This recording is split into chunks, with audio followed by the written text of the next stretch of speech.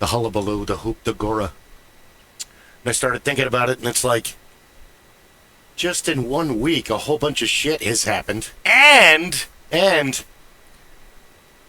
we kind of skipped over September 19th, which is technically Mexican Independence Day. Even though Cinco de Mayo gets all the fanfare, September 19th is the actual day where it's the same thing. 1776. We didn't actually start being a country until 1789.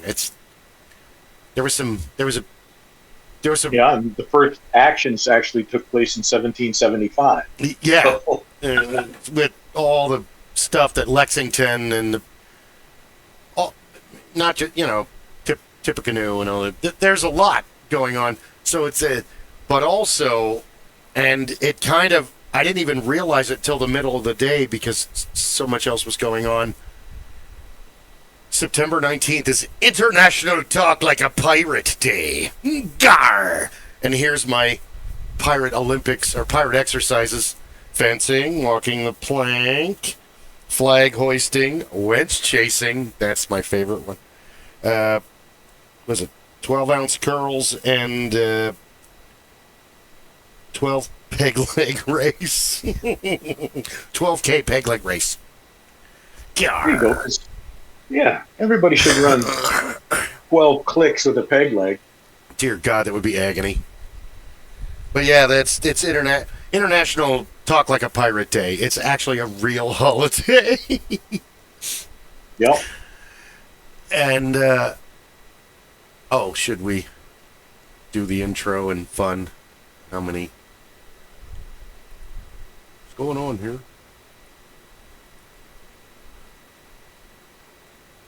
Yeah, we're 2 minutes in. Hello and welcome to the Supreme Council of the Master Geeks Lodge. My name is Bill Kelly, Hornswoggle the Great, and my fellow council member is... Rob the Blacksmith, with a giant burning log. Ooh, what cigar do you have today for episode 40? Well, 40. You know how big my meat hooks are. Yeah, you do have pretty big damn hands.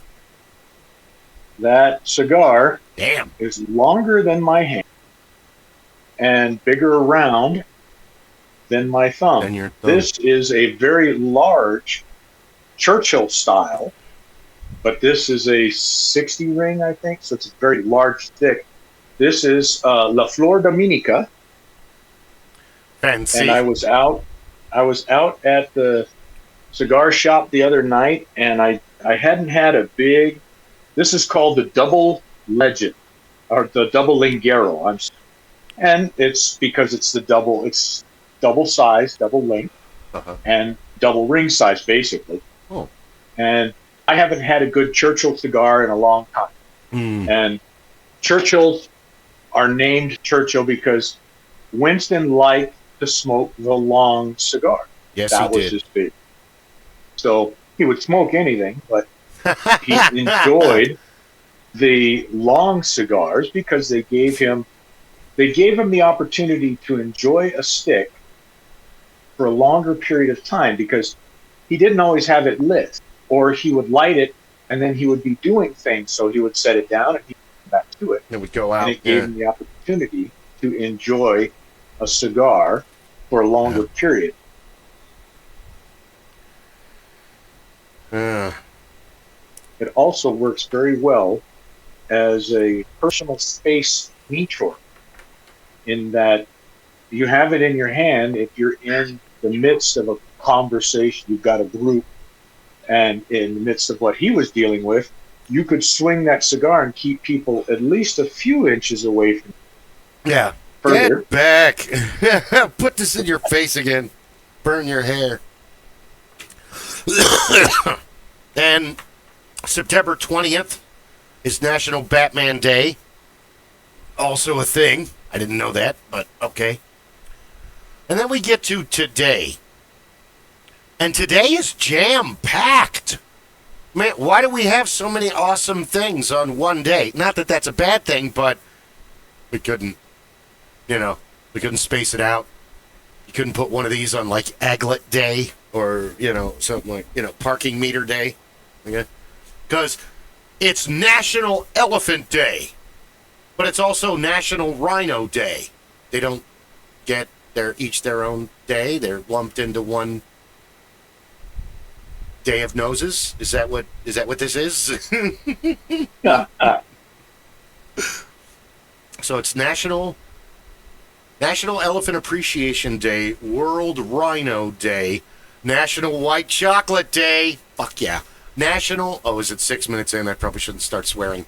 National Ice Cream Cone Day. Where would we be without them? Everybody would have to carry bowls with them. And then also it's also Hobbit Day. Yeah. So holy crap. You want to have fun, look up ice cream cone. And like so many other things that were ubiquitous in our lifetime, and quite frankly, in the past 2 or 3 generations before us, in their lifetime, they are their originators are in dispute. So there was trying to remember now, there was an Italian gentleman, I believe, who immigrated to the United States, who started, I think, the first ice cream cones in the United States. But what they were are you familiar with pizziellos? The thin wafer cookies, the large wafer cookies, the Italian wafer cookies? Yes. So pizziellos were made they're made in a round press, 2 pieces of cast iron. Like a waffle iron. I've seen them. Exactly. Well, what originally happened was the pizziellos were then taken. Very intelligent man said, "Well, you've got ice cream, you've got gelato," and the guy formed them into a cone. Well, that's one kind of cone. That's the sugar cone that so many people know, the hard cone. But it's not the thin cake type cone. They're like But the other thing that happened. So non-Italian pizzelles. They're called pizzelles. Okay, Mom, I don't think that's right, but okay. But I was watching a program, of all things, I was watching a program on Netflix, I think it was, or with Dominic and Billy. So Merry and Pippin from Lord of the Rings. And the program was that, what was it? Dom and Billy Eat the World. Oh, nice. And they went, I'm trying to remember where it was. It was either in England or in Scotland. They went to either England or Scotland, and they went to the place that is listed as the originator of the ice cream cone. Really? There. And I think it preceded the origination, obviously, in the United States. But again, it was an Italian immigrant, the same company, the same family runs the business there. They still make all the different kinds of cones and whatnot. But I think that the first originators actually were in Italy, probably in some place like Venice, when they had some of the earliest ice cream, and they would have come up with that. Some enterprising young Italian baker would have said, well, the king, the queen, the prince, this docent, whomsoever, doesn't like getting sticky fingers, so let me try this and roll this little pizzielli up. Yeah. There you go, stick your ice cream in that and have a field day, son. Shove this in here. No, yes. It's always interesting that you have, honestly, I think 3 separate things are happening with, like, I hate to put chocolate involved with it because it's not the only confection, because long before chocolate's discovered, you have almonds, so you have marzipan that comes out of Germany. And I can't remember exactly when it was created, but it's, even the whole white chocolate thing, it's interesting how chocolate has gone from being a currency to being smoked in cigars to being mixed for the first time into like a hot chocolate, because natural chocolates apparently, and I've never had chocolate unrefined off of the vine, but it's supposed to be a lot more like baking chocolate, very bitter, very dark, where they have to milk it up. like Hershey and Mars and all those guys in the mid 1800s were adding milk and sugar to it to be like, oh, hey, this isn't horrible after you put it. Which always. When it originated in South America, it was an alcoholic. Yeah. Because they would basically ferment it. They were making it into a beer as such in many ways, and that was an alcoholic drink that they provided. Italian hot chocolate, if you go to Italy today and you get a hot chocolate, usually it's in a small cup, maybe an espresso cup or a little bit larger, and it is exactly that. It is the pure chocolate. There's no sugar in it. It's very bitter, very powerful. Yeah. It will make you want to suck your entire face into your mouth real quickly. We change food over millennia, and our palates change because ice cream stores were a big thing in the late 70s and the early 80s. Now you kind of have to look for them. I mean, you'll still have Dairy Queen and Baskin Robbins because they're the ones that kind of did the best in the that plus and minuses of capitalism. I don't want to turn it into that, but there's room for everybody, but you're also going to get bought out and destroyed. Yeah, well, and it's interesting you talk about that because another thing that peaked in the early 2000s, from about 2005 to about 2015 or so, gelato came into fashion again because people really got excited about it. It was creamier and it didn't have as much sugar in it, and the fats that were used, and it was eggs and everything else. So it became popular. But the thing I've noticed is you used to find an ice cream shop in almost every neighborhood. There would either be a family shop, or there would be a Dairy Queen or a Baskin Robbins or a Tasty Freeze or something like that, where you could have a simple ice cream. What you're finding now is, or what I'm seeing now, is that the Dairy Queen is more prevalent in many neighborhoods because of the franchise, and they can do very well in a poor neighborhood and a wealthy neighborhood. What you don't see as much are there's gelato shops up northwest of me as you start to get into the more affluent neighborhoods. Yeah. You're finding the Cold Stone creameries, which were showing up a lot of places. Creamery. Yeah. You're finding those are only existing in places like Kierland Commons and places where you've got a higher end clientele. Yeah. Well, not necessarily Scottsdale, but when you look at up in Anthem, you still have some of these outdoor malls that are more high end. So they're going to have. You won't find a TJ Maxx there. You won't find a Ross, but you'll find the companies that then sell their second runs to these other retailers. So you'll find the higher end retailers in these outdoor malls that will have either an independent gelato shop, or they'll have a Cold Stone creamery or a marble slab, or even what is the other one? There's a custard place. Yeah. And then there's Brewster's or something like that. So. It's really interesting you say that because I would agree because ice cream is always going to be ice cream, but gelato kind of got big in the late 50s after the malt shops were going out, and then no one really gave a shit about gelato in the 70s, and all of a sudden in the early 80s, gelato! And then, and then after a while, this is just ice milk. And then later again, in the very late 90s, early 2000s, hey, gelato shops at the mall! But you're right, because Orange Julius got bought out by Dairy Queen, and I'm going to stick with your Italian-American ingenuity and entrepreneurial. We didn't even discuss Carvel yet. Get your dad a tie cake and Fudgy the Whale. But the whole thing that started was that happened during a fuck-up where he was going one place to another and the truck he was using died. So he basically just, hey, I'm going to sell ice cream on the street. And that's how Carvel they were already doing okay, but that was the next level that they were trying to get to. Then they started doing and that. Well, you have a regional company. I mean, when we go back to the 40s, we go back to the 30s. You had the Good Humor. Yeah. So you had an ice cream truck yeah. that went through the neighborhood.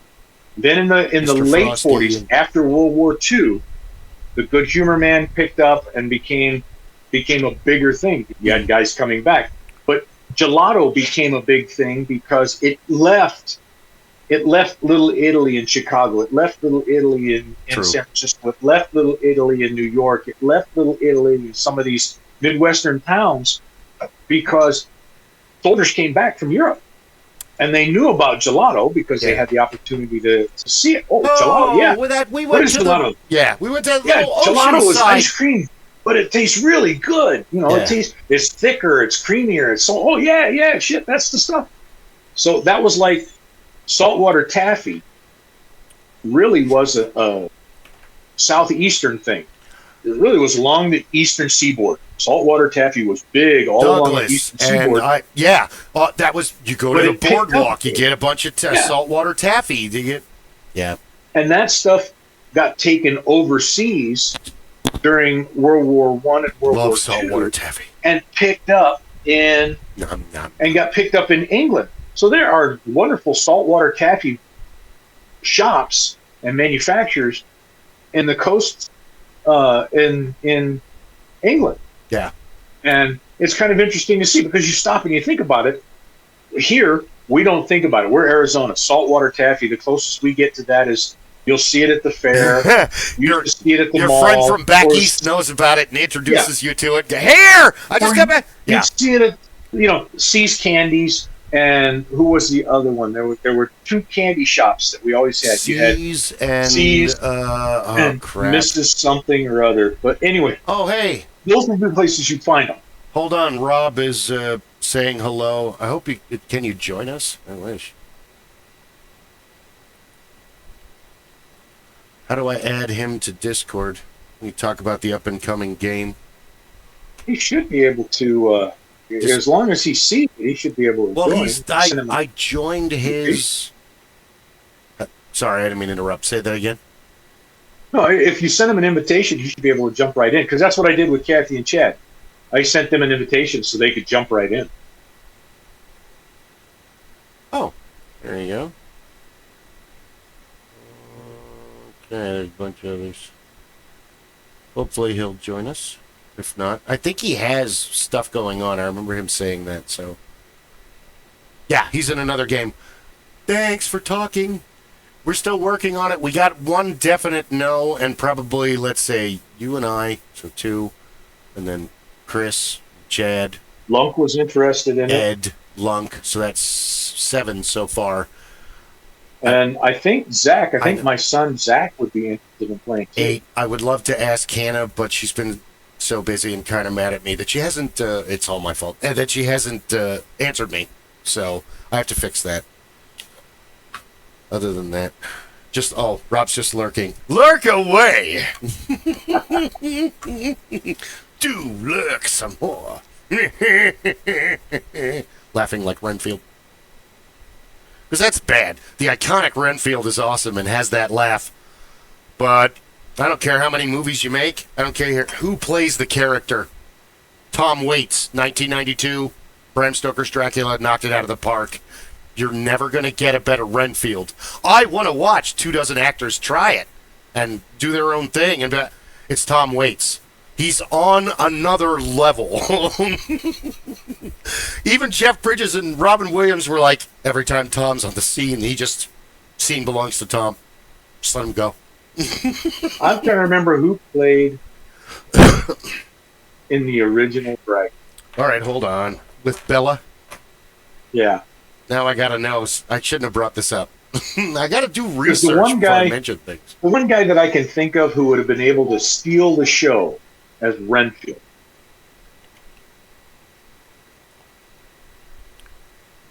Well, they had a new one.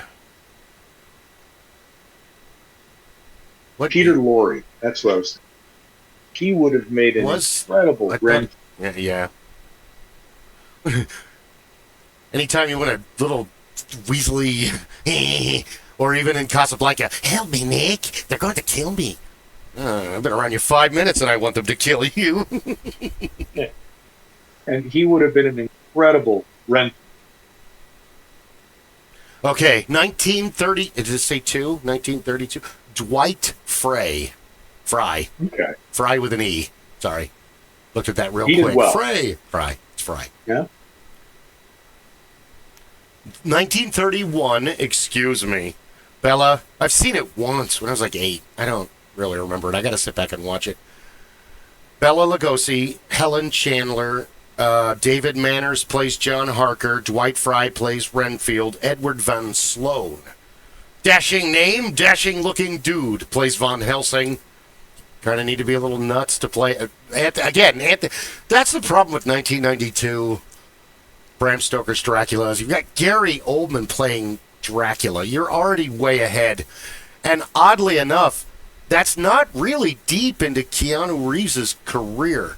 We're still making fun of him at that point from being Todd on Parenthood. Whoa, my brother stole my painting equipment. Or whoever it was. And he was Ted. Yeah. So even like when we were watching the movie the first couple years, you're not really watching him. You're too busy going, whoa, it's Dracula. My dad's going to be so pissed. And then later, Keanu Reeves really has a resurgence in The Matrix. He's acting, but what's the one? I have it up here. I think it's called Witness. There's one where he plays like a sociopath psycho, where he's the homicidal maniac. I have it. I've watched it once. It's like Watcher or Witness or something like that. But I'm not a huge Winona Ryder fan. I love all the movies that she's been in, but I don't seek her. She's in the middle. There's like a small list of actresses that I cannot stand, and then most of them I kind of like them. And then there's that middle ground where, if I met her, we'd probably be friends. I don't have that kind of oh yeah, Winona's Big Brown Beaver. That's not what I think about when I look at it. I think Beetlejuice. I think Heathers. Heathers, she's kind of fucking crazy and may kill you. Be nice to her, then leave. Or even later when she did, Dracula kind of was like, wow, we should start taking her a little more seriously. She's not just these obnoxious little teenager characters. Because, Dracula's one of those giant simp stories in a way where you have everybody simping for everybody else. And then in the end, it's like even Dracula's like, I've crossed oceans of time to find you. And on one aspect, that is the hopeless romantic, oh, dude, that's like the best line ever. On the other hand, that's every breath you take, police song, stalker level. You don't get to just pick a woman out of the crowd and, whoa, this is my soulmate. That's not ever how it works, fans. Never heard of that before. Lucy is Frances Dade, D-A-D-E-E. And Martin and the coach keeper. And then it gets to the, harbor master and the maid. Van Helsing went well in that. I have to watch it again. 1931. Obviously, not that I'm against watching old movies. I watched the To the Moon one from 1902. And it made you chuckle a couple times. Most of the time, you're like, oh, wow. They did that? That's kind of awesome. Ed was worried, and he's like, I want to join the podcast, but you can't see me because I haven't worked out the film thing yet. The voice from beyond. There's nothing wrong with that. Oh, right on. Rob will be able to join us next week. Right on. And Derek Barton, an horror author friend of mine and fellow gamer. I don't know which games he's running. He's been on several other podcasts. That's why I was like, been on other podcasts, and ours is kind of like really free form. It's not. We're serious. Trust me, we're serious. But Relaxed is better. I don't want to be all stiff and be like, hello and welcome. I mean, I could do that if you pay me, but it's not. We haven't developed to a position where we have that, where we can call up.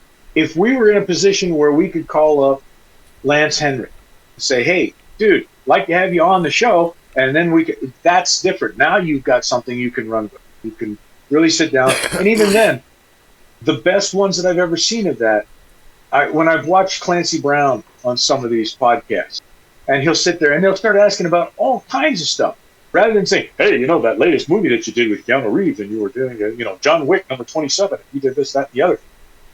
This is not a late night show. We're not a talk show. No. The whole point is to be able to, you want to bring somebody in, and it seems like the kind of people we would want to talk to anyways are the kind that seem to enjoy that style, where it's more like there's a camera running, but it's more like there's 4 or 5 people sitting in a room shooting the shit and having a good time. Here's what I've noticed since being alive since 1972 and having one of those fathers who's an electronics and electrical whiz. So I've had a TV in my room since I was 4 years old.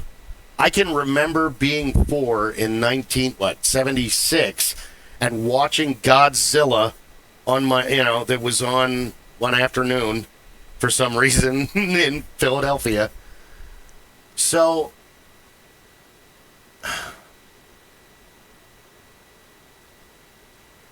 it always interests me that people get to.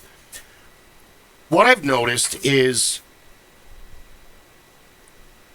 my father worked for ABC for about 2-3 years and then worked for NBC for another 37 years. He's had a bunch of trophies. That's, you employee 15, 20, 30, 20, and he always, they're talent. The people in front of the camera are talent. And that's the way the rest of the engineers and the photogs and all of the people that work behind the scenes, and there's a fucking army of them, they're talent. They're called talent. So what I've noticed is they work very hard to get the radio announcer voice and hit each pitch correctly and do the spot and reporting live. But when they get to a certain level, when they get enough fame, when they get enough following, when they get to a point where they are a household name. Oh, put that channel on. I love that guy. He's funny. He's this, he's that. The show is completely different. Now, whether it's Wolfman Jack or Don Imus or Howard Stern or, it all kind of turns into Bob Bozbell after a while, where they're just kind of talking about what they want to talk about and events that have happened as current events. But it goes from strict and rigid to free form. So we're basically skipping the in-between. Well, we're going right to free form. Fucks. Exactly. Well, you and I've talked about it. If this becomes a job, it's no longer something that any of us are going to want to do.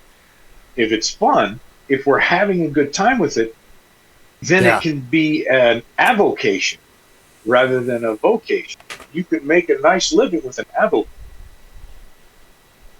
That's one of the reasons, that's one of the things that kept me from jumping in with both feet and going all in on trying to just do all the metal work. All the blacksmithing. All the rest of that. Because I don't want it to become more than a labor of love, where it becomes just a labor. Well, our society, oh God, I was thinking about this on the way home today from all the moving desks adventures, and they're not done. I have more moving desk adventures tomorrow.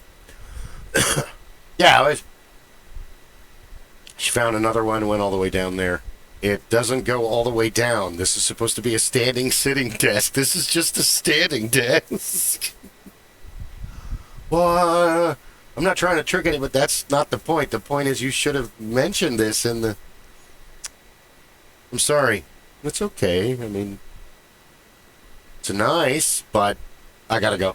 Yeah. Can it be repaired? If it can be repaired, then we can talk about the price. If it can't be repaired, then we don't have anything to discuss.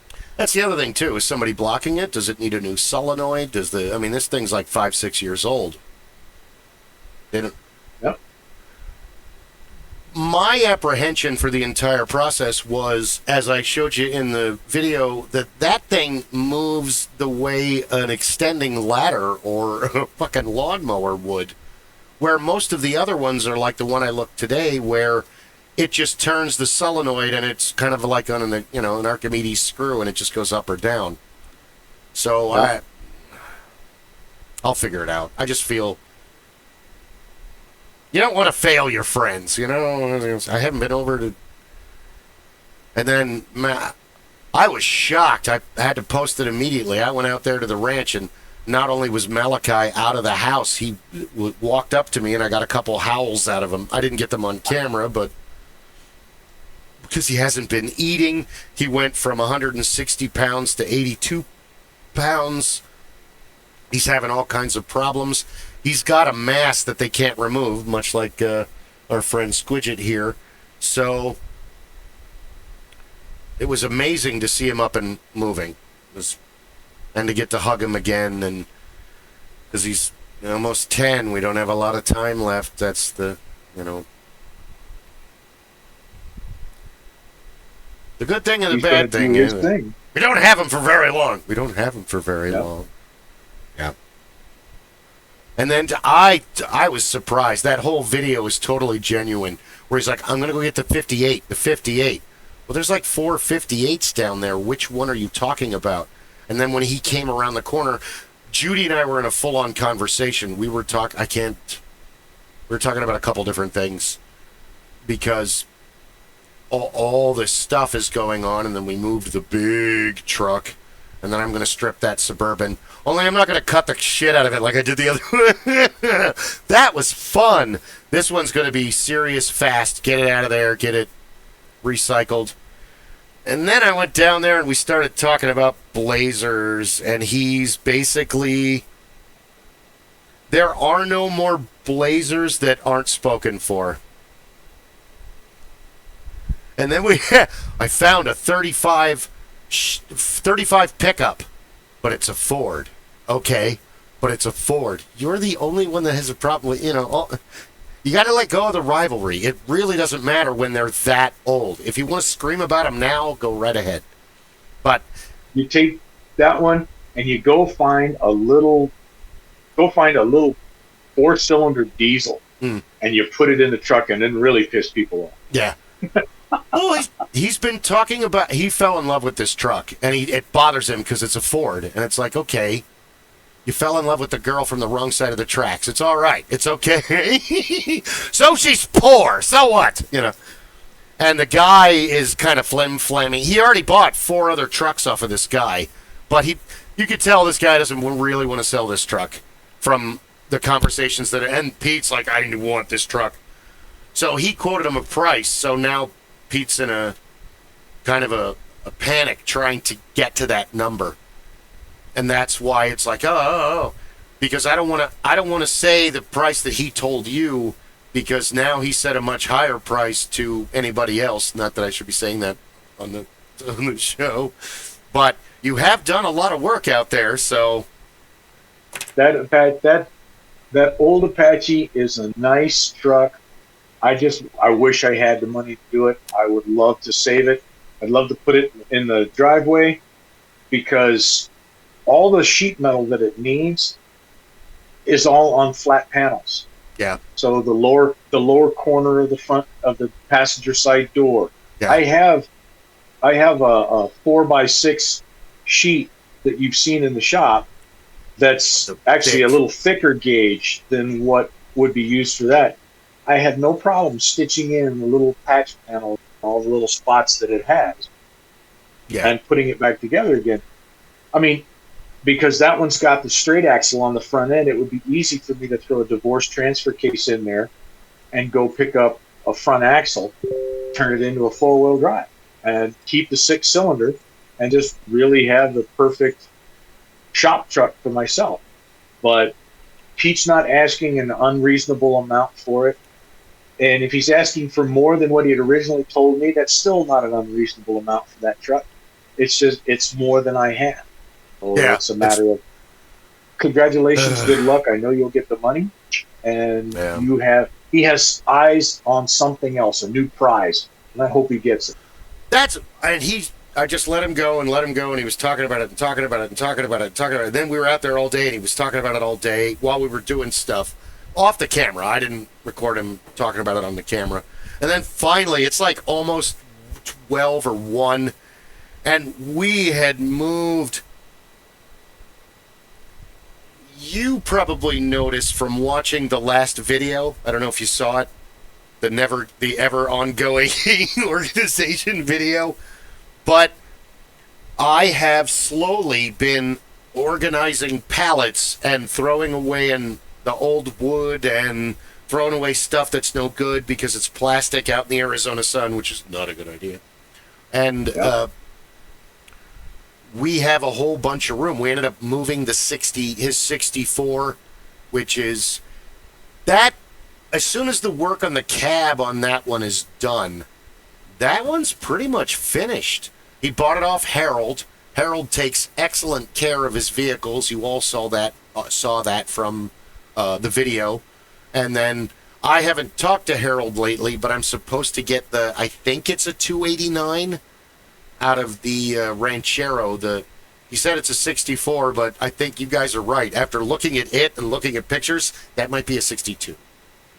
I don't know much about Rancheros, but looks like it's probably a 63 simply because of the grill, because that's what I had. I used to have a 63. And the grills were different between 61, 2, and 3. And 64 got the first of the arrow. So that was the first, what we would used to call kind of the sharp sides. Yeah. The 61, 2, and 3 were all very rounded. The 64 was the first where they started putting sharp angles on it. The 65 really got sharp angles. The 63 with an original V8, chances to 260, which was the original small block Ford V8. Yeah. Essentially the same design as the 289. The 289 just had larger bores. That's all. But the 260 in one of your classic Fords would actually be very interesting. 260 with a 4-speed, put it in there, do it up as a traditional hot rod that way. So then people are going to be looking at, oh, wow, this is really cool. Yeah, this is how this car would have been built in the mid-60s. True.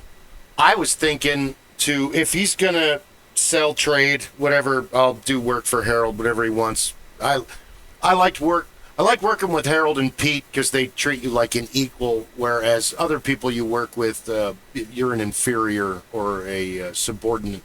And, like when you and I work on a project, or Ron and I don't want to be, that was always, it's always an interesting dynamic. But we kind of segue. We started talking about it. But we always do that. I don't know. He was saying, it's too... Off camera, I tried to get a starter for that Will It Run Frankenstein truck. And at first, it had the bolt pattern and I couldn't get it, and I'm still suffering from Harold's. So I'm like, yeah, I'll be okay. I took enough ibuprofen hours ago, and I laid down. Oh, God, it even hurts extending it. And I tried to extend with the starter. I'm like, pull. Okay, that's not going to happen today. So then Pete's like, oh, the bolt pattern's off. Yeah, the bolt pattern's off. Bolt pattern. But then after, he's like, you got to find a 250 starter. Find a used one. And if you just put in 250 starter, it comes up with Hondas. Okay, no, that's not going to happen. That's not what we're looking for. So then I put in Chevy 250, and some came up for like $25. But again, they're ages old. Will they turn? Got a bench to have them bench test. Most of those you could get to work. The biggest problems that you'll run into is the brushes could be a problem, but they're usually a carbon brush with a copper lead. And the brushes you can get replaced, it would have it wouldn't have bearings in it. More likely, it's going to have. It might have a bearing up at the snout, but probably a bronze bushing. And it would have a bushing at the tail end. Those normally you would get in the old rebuild kit. You would get the bushings, the brushes, and that one would come with a solenoid on it because that would have had a key rather than. No, that one might have actually had a foot starter on it. He's got like So it would. there's like 15 starters on that shelf, and I started like separating them to the straight and the angled and the straight and the angled, and I'm looking at all of them, and he's like, that's too wide. It's like, we didn't actually test this. I went in and then my shoulder said no, so I can't do it. And please come out there with me next week. He will not touch that thing beyond, like, you know, checking the oil and messing with it. I can't get him to, you know. But that's the. He's now that he met the Wally guy who has over 18,000 like and subscribe, 18,000 subscribers, and Wally explained to him make money. So now everything that I've said for the last 3 years makes sense. I know I've said this in the last couple episodes, but all right, come back up. Oh, oops, come back up there. I know. Speaking of cats with masses that aren't long for this world. Oh, kitty. I did meet a very cool dog today when I went to look for a desk that Amanda wanted to buy. That's the one that didn't go down. And his dog is a Rottweiler, but he's not a full. I immediately, by looking at him, well, he's a mix. He's not full Rottie. I could tell by looking at him. And he's barking at me. Oh, it's George. Oh, hey, George. And I'm like texting Amanda about the desk and what to do and everything, and he's still barking. I'm like, is he friendly? Because he's not barking because he's angry. He's barking because I'm in the house. Yeah. I may not own dogs, but I kind of know dogs. Oh, he's real friendly. Oh, then let him in. And immediately he made a beeline for my crotch. Oh, my God. Yep, got to figure out who you are. Yes, I took a shower. I need to know your entire family history. Stand still. Yeah. Then he's sitting on me. I'm texting. He's laying on my foot, chewing on a bone. I'm like, oh, wait, he's not full Rottie. What else is he? Oh, he's part lab, and they said he's pitty, but I don't really know. I'm like, how could you tell? I mean, they're Rottweilers and Pit Bulls, the Stratford Terriers, look very similar, but a mix of the two, you're going to be hard-pressed to really, you know. They both start out with floppy ears. They both are goofy. They love humans. They absolutely love humans more than dogs. You know, they have so many characters. They have so many similar characteristics. They want to work. That's all they want. That's all they care about. Give me a job. Give me something to do. Even if it's just sit here and chew on this tennis ball, give me a job. It's a shame that in the last 40 years, pit bulls have become pit bulls and not Stratford Terriers, because in World War I, you have Stubby. And you had all these stories of Stubby, and I had heard about Stubby when I was in, like, middle school. Not from school, from, like, a parent, like a grandparent. Yeah. That had heard about it from their parent, because, you know, our grandparents were World War II. You had Petey. We got the tail end of Petey. With our gang, with the Little Rascals, our gang. And it isn't, because they were referred to as mommy dogs. They were called they were the nanny dog.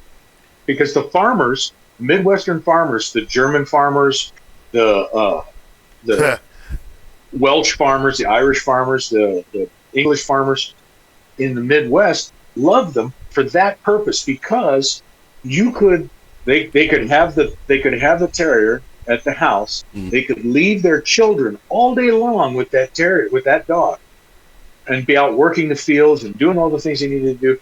There wasn't anybody going to get near those kids who did not have express written permission from the family to be there. And that was why they loved those dogs, because as soon as you brought them into the family, they said, okay, this is my child, this is my child, this is my child. You're my human, but you're my child too. And that's the way it worked. There's a lot of amazing breeds that were crossbred that came out of Germany. I mean, poodles are originally German. It's not until way later that the French pick them up and give them the goofy haircuts. And the goofy haircut, poodles don't have fur, they have hair. They have like hypoallergenic. You may be allergic to dog dander, but it would have to be a huge poodle or like 50 of them, because they just them and the Bichon Frise but the haircuts were designed to keep them. The smaller poodles were used as truffle hunters to hunt for mushrooms and other, fungus and stuff like that. And then later, because the Germans already have the Dachshund and what are the two other breeds that are ratters? A couple of them are terriers, rat terrier, and they have. Yeah, the Scotty dogs were bred for the same reason. But do they start out in Germany, or I thought they started off like in France and then were picked up by the Scottish. I don't remember. I think you froze on me. Uh-oh. The Doberman Pinscher, the Rottweiler, the Boxer, the Poodle, the Dachshund, there's like two others. I think the Brussels Griffin, whoops. There's a lot of dogs that come out of Germany. Most of them are just goofballs. Can you hear us? 056 Ray.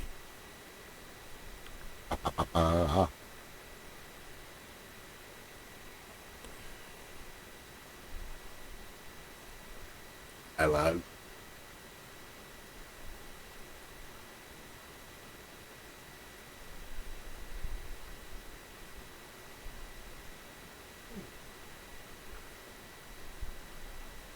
Rob?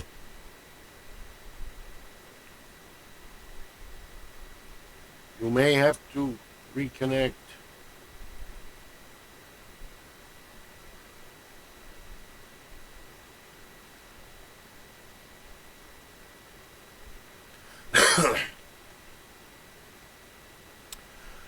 Technical difficulties, ladies and gentlemen.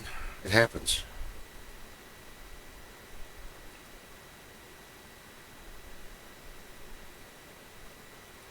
Oh, the other Rob's not watching anymore. I cast hold person.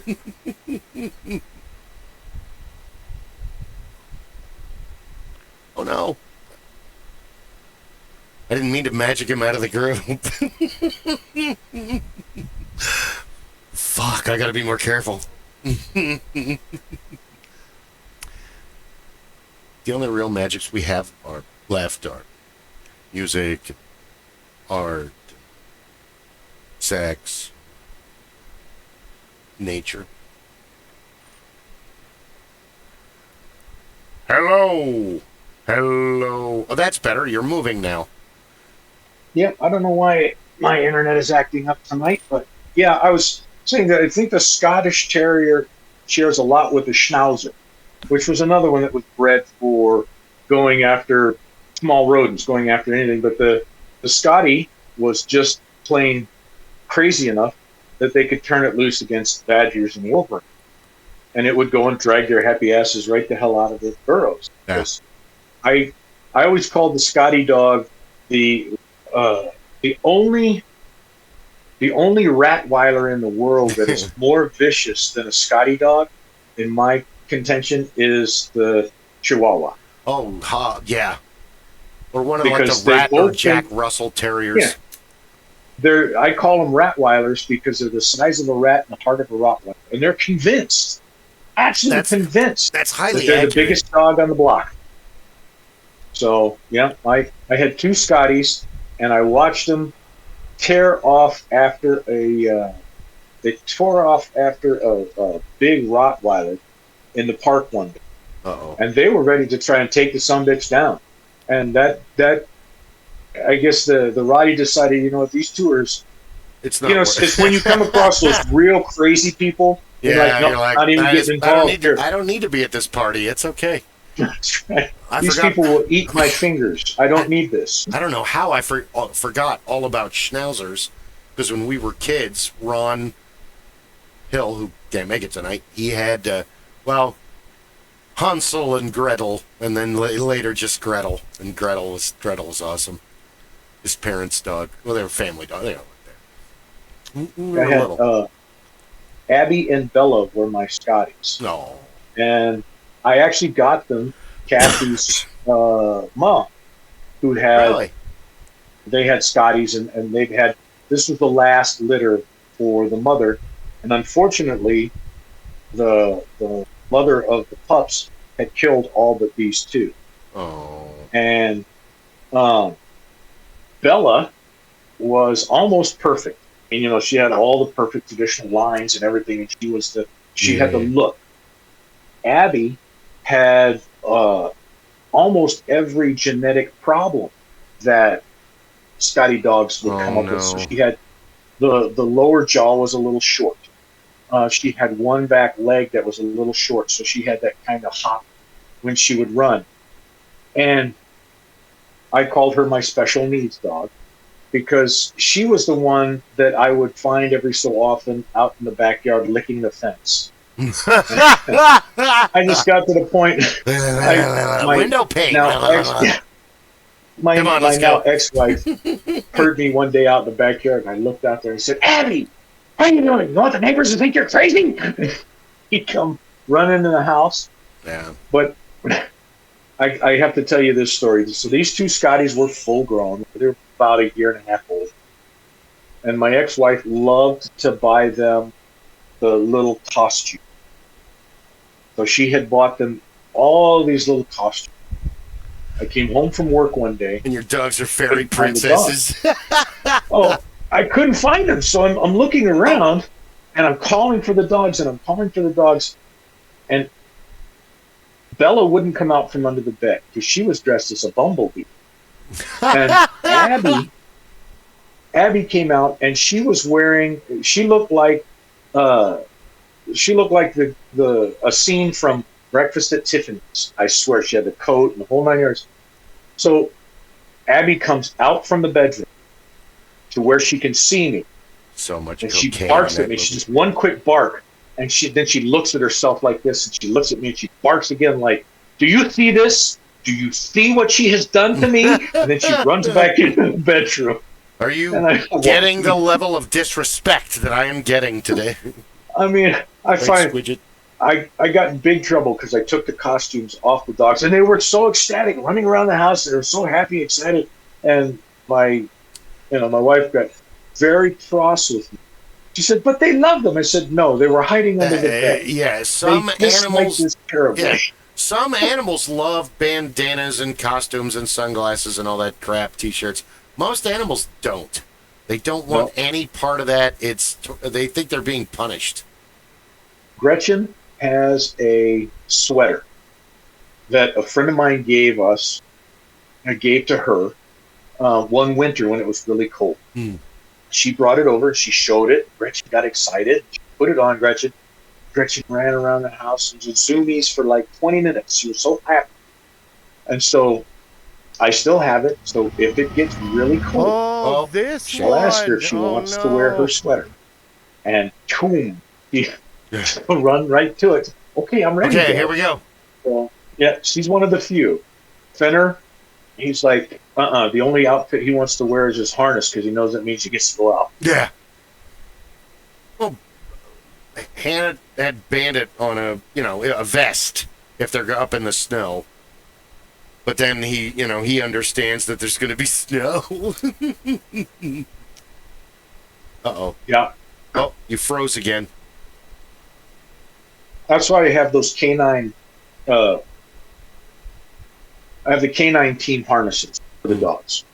So if I'm going to do something, if I need them to go to work, I can pull out those work covers. Yeah. And they live for that. Boy, put that cover on me because Dad's got a job for it. Here we go. I think it's dogs and clothes and costumes are always hilarious. Cats as well. But most of them, it's like the one videos where they put the cat and then it just falls over and it won't move. The cat thinks it's being punished. Yeah. Don't put the costume on it. My sister's cat, my sister got her cat to go for walks now on a leash. And it took her a while for the cat to understand, oh, this is okay. To acclimate. So that was always an interesting thing. But yeah, because my sister tried it for years with all of her cats.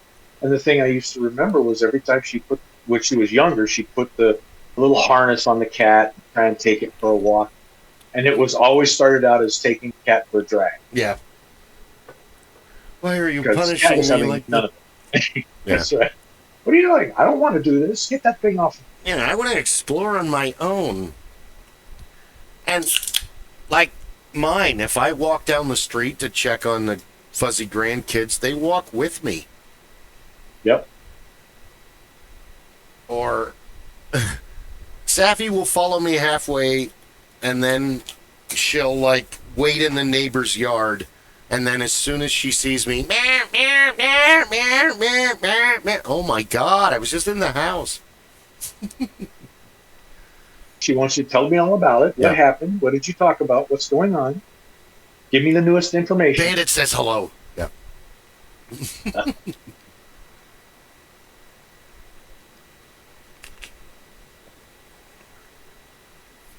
So that's always... Oh, but to go back to podcasts and shows like that, there's other... I've started subscribing to other geek and nerd podcasts all over Facebook, and there's room for everybody. And well, it's the same, like, we were talking about it, Guy and Kurt and I and Paul and Christine, and back in the day, I never want to be better than, I always want to be counted as. I think that's far better. Well, yeah, there's somebody else. It's the old story, you don't want to be John Wayne. No. John Wayne already exists. Yeah, John Wayne's John Wayne. You want to be yourself. He's already doing it, and he did it. He's doing it the right way, because obviously it works. Yeah. So you need to be somebody else, and that's just the way it goes. That's how you go about it. So yeah, I have no interest in being anybody else. I simply want to enjoy banter, enjoy conversation, put my two worth in, and speak about the things that I may have knowledge about, and learn about the things that I don't have knowledge. These are all the goals of, well, the internet is a fantastic tool for education. The problem is that we use it for OnlyFans and downloading porn. Some of us. I don't know what you're talking about. It is the ultimate data repository. From a database guy, they started out with databases. Actually, you started out with spreadsheet. A spreadsheet is the simplest, basic form of a database. A place where you can put information and you can categorize it, and then you can pull back information from it. Yes. Then they started building things. You could start getting things like Microsoft Access, these small database systems where you could then make multiple spreadsheets that you could tie to each other a much easier way, so that now you can store more information. It took a little bit. It had more capacity, but it took a little more effort for it to work, and you had to know a little more. Now they build systems that are these giant data warehouses, data repositories, and then you get into some of the AI components where they're essentially using multiple data warehouses with all kinds of roadmaps that intersect between these. So, I mean, the best analogy I used to use when I was going through school and when I would teach basic classes is the filing cabinet. So many people knew what a filing cabinet. And on the front of every filing cabinet, there was a little spot where you could put a label. Well, you couldn't put on the label all the things that are in the cabinet, but you could give it a basic directory, A through F. So you know everything, and you could go through it. as the databases got bigger and bigger and bigger, you had to liken it to having a warehouse full of filing cabinets with a map. And the map could tell you everything you want to know about this. So is over here. Essentially, the card catalog had to exist for this warehouse. So Don't then you could go know the Dewey Decimal. Sorry. And you had to understand that. Now you have to have gatekeepers. So that was the librarians, the reference librarians. Those are the people who could tell you, oh yeah, you want to know you want to be able to find the books that we have on the Vatican and what they're keeping down there in the basement. Yeah. You want to know about the Vatican and the Grand Communication of the Vatican in 1803. Right. That's going to be over in this section. Over and that'll here. be these books. It's stuff you're not supposed to know about at all for 400. You can run over there and have a good time. So that becomes part of how that system works. But now you've got the electronic components that allow it to move much faster. So rather than relying upon somebody moving at the speed of speech or the speed of reading, you've got a system that has been able to digitize the data. And in some ways, that one of the boons and one of the tragedies of the quote unquote artificial intelligence system are that it can make certain kinds of, for lack of a better term, leaps of faith that this information is similar enough that I should categorize them together. And until somebody tells me I've made a mistake, I'm going to make that link. I'm going to put a piece of red yarn that connects between these pieces of data until somebody comes and says, no, that red yarn's wrong. And they cut that red yarn and say it needs to go over here. Yeah. And that's when the AI system, the underlying algorithm gets updated to reflect the fact that, oh, I made a mistake. Yeah. Waterborne is a place. Waterboard is an action.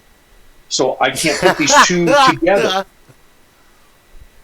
Anyway, yeah. No, you're exactly right. So that's the joy. That's the fun that I have in dealing with people who, even at my job, you've got the AI team, and then you've got other people who are and are not part of the technology teams, who have these wonderful ideas about what AI will do, and then you have the AI, the programmers and the deep divers who come back and they say, no, it makes a lot of incorrect associations because it's learning from people and then making a leap of faith.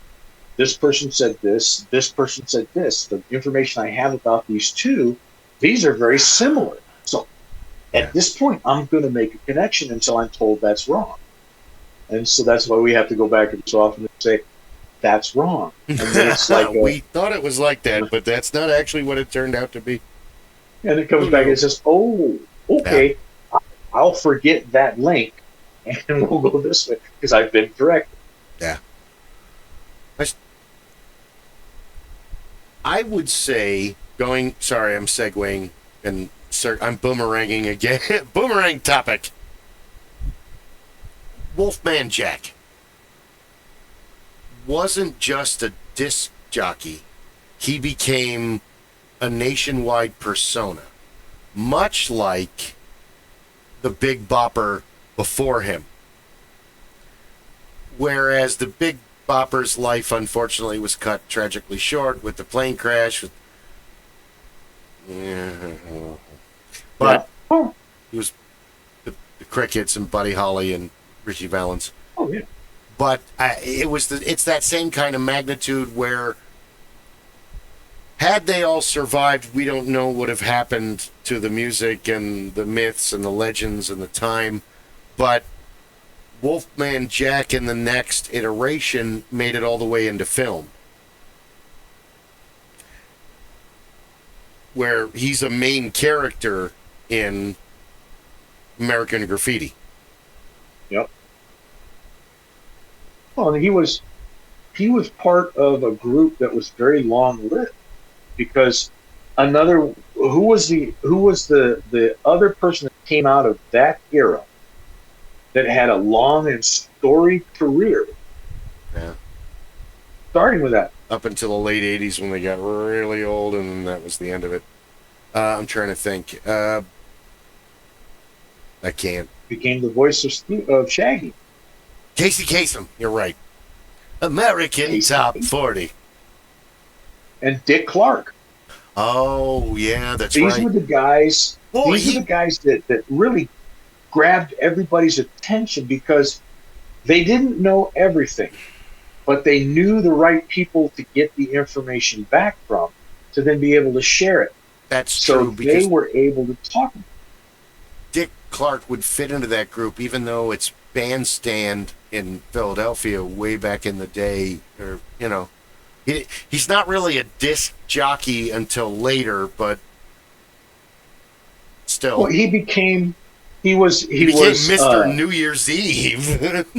Well, yeah, but he was Why not? a radio personality. Then he was Yes. an early television personality, and that was because he was very much. He was not a newsman. He was not an actor. He was not doing any of those things. He was the disc jockey that kids saw heard for the American Bandstand. So when he started out with a local show, the show gets picked up, it gets carried across the country, and becomes a staple. So Casey Kasem was the same. He was a radio personality. He was a disc jockey that people knew because he had that voice and the hook, but he also had the knowledge, and he was willing to keep the stats or repeat the stats, carry the stats forward. The Wolfman Jack, was the same guy. He built a stronger persona than the others. So Dick Clark was very much the straight-laced guy, but he was the guy that could make the link between the straight-laced, button-down Dapper Dan and Elvis Presley and the Beatles and the Who the Guess Who. Yeah. You know. Well, even before that, you had locally in Philadelphia, you had the Ted Mack Amateur Hour. And my dad had a band called the Keystone Cavaliers, and they had like suits, and it was big band music. And he auditioned for them. They auditioned for him twice. And because the first time he's like, "You guys are great. Can you come back on this date?" When the producers and stuff and everybody are going, yeah, absolutely. And they all came back in their suits and their little bandstand thing. And my dad was big into calligraphy. So he did all the, K, C, and they did like 2 sets. And finally he told him, he's like, "I can't have you on the show. You guys are professionals. I'd love to hire you for this event." God damn it! Yes, thank you. And then he was telling me they landed at the height of the career. They were approached by an ocean liner that sailed. I lost you again. Can you hear me?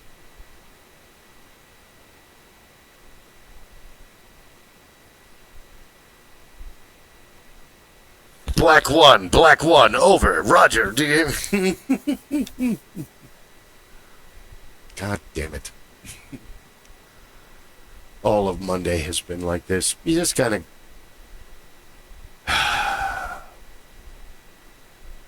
No. Yeah. Again, it's dropping again. Today has just been one series of giant setbacks. First, the job that was already filled. Then I've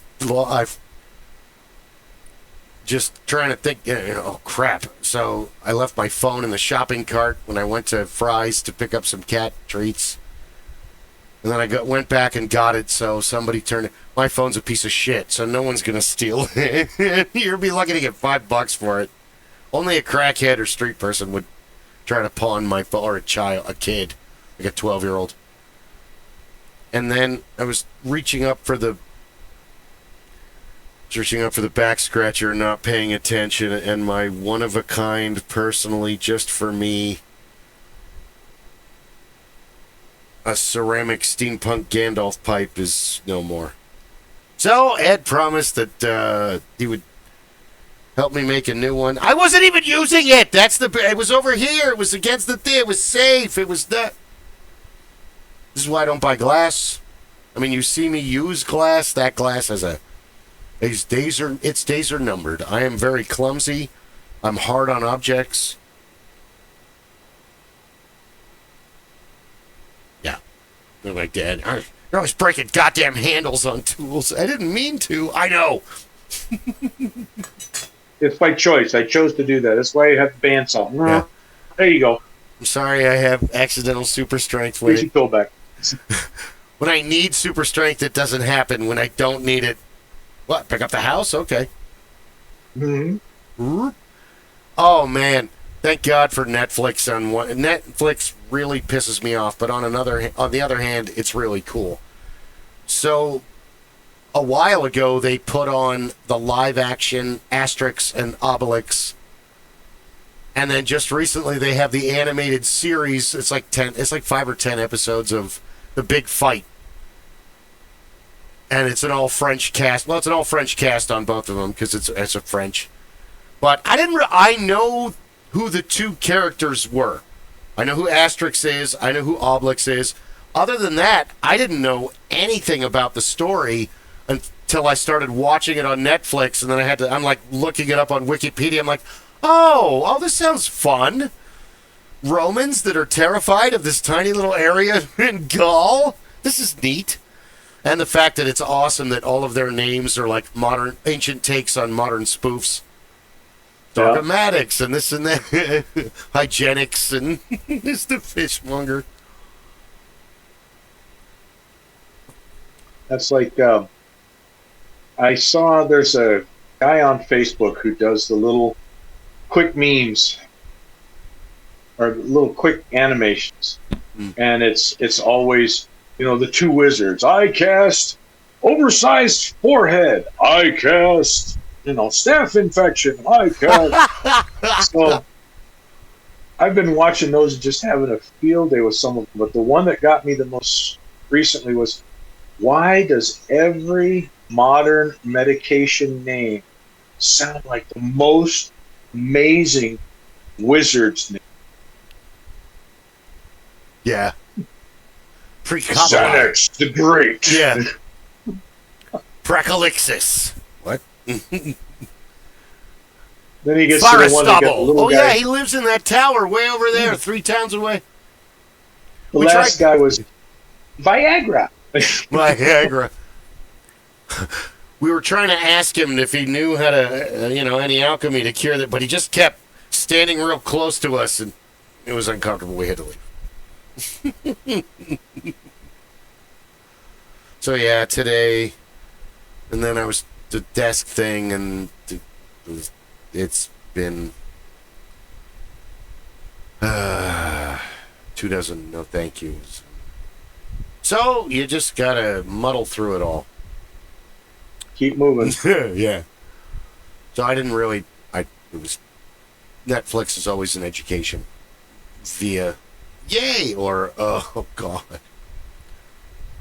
But it's all I've got. So we should get Hulu and HBO and Amazon. I can't. That's all pay-per-view for me. That's bundle it into one thing like cable. Otherwise, no dice. So yeah. I did get Amazon Prime for a while, and I watched the Tick series, and I watched The Boys. I think the first 2 seasons or 3. It was a little while ago, a couple years ago, and that was good because the Tick comic book is a lot more satire than actual, but it's goofy and it's fun. And then they did a wonderful job with the cartoon in 94, 93, 94, somewhere around there. Yep. And then the first live action is like Patrick Warburton was perfect, but they kind of like changed a lot of the supporting cast, and the best thing about the Tick is that he's upbeat, even though he's a total moron, but he has this vast vocabulary. But they got just kind of focused on the total moron the way they kind of made Patrick Warburton. They just missed a golden opportunity, I think. The last guy was great, and he actually pulled it off better as the, ha ha ha, I am the Tick. That's how the Tick should be. He should be an over-the-top, One of the best lines from the cartoon ever is, Tick, we're from the government. Oh, no, thank you. We've got all the government we need. Still funny. You froze on me again.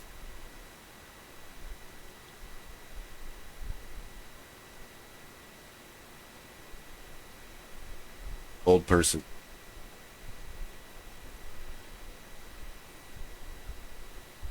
So,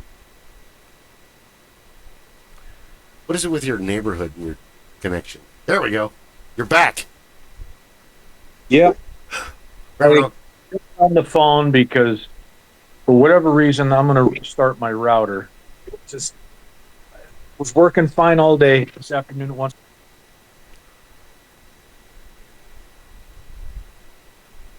I swear to God, I didn't touch anything. I didn't touch anything. I'm just sitting here. I didn't touch a thing. Holy shit. My web. You grab side of phone, turn off thing. I decided Huh. that I must kill. No, No. that's considered to be bad form. People get upset when you do things like that. And there's So- jail time and then all that other stuff. It's like paperwork, and it's a big pain. You don't So, want that. I'm going to let the Weird Wide Web rebuild itself. Yeah. You do that. Then you have You to. do you. You do you. I'm going to do me. And then if they get you for killing, then you have to kill 3 more people in prison just to prove that you mean business and they leave you alone. That's right. You guys just don't understand. I don't want to play. I heard So, what you did. We need you. I am not interested in your...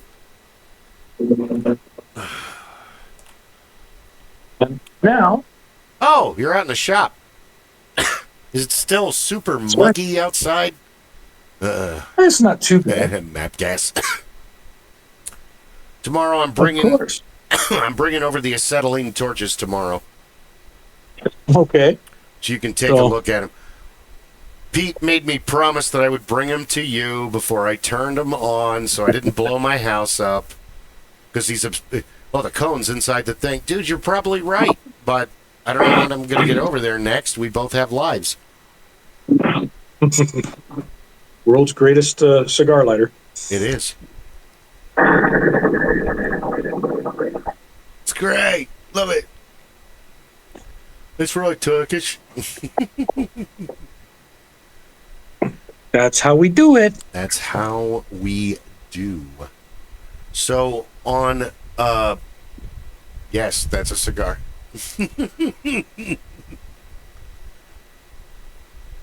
I still have that tomahawk to finish.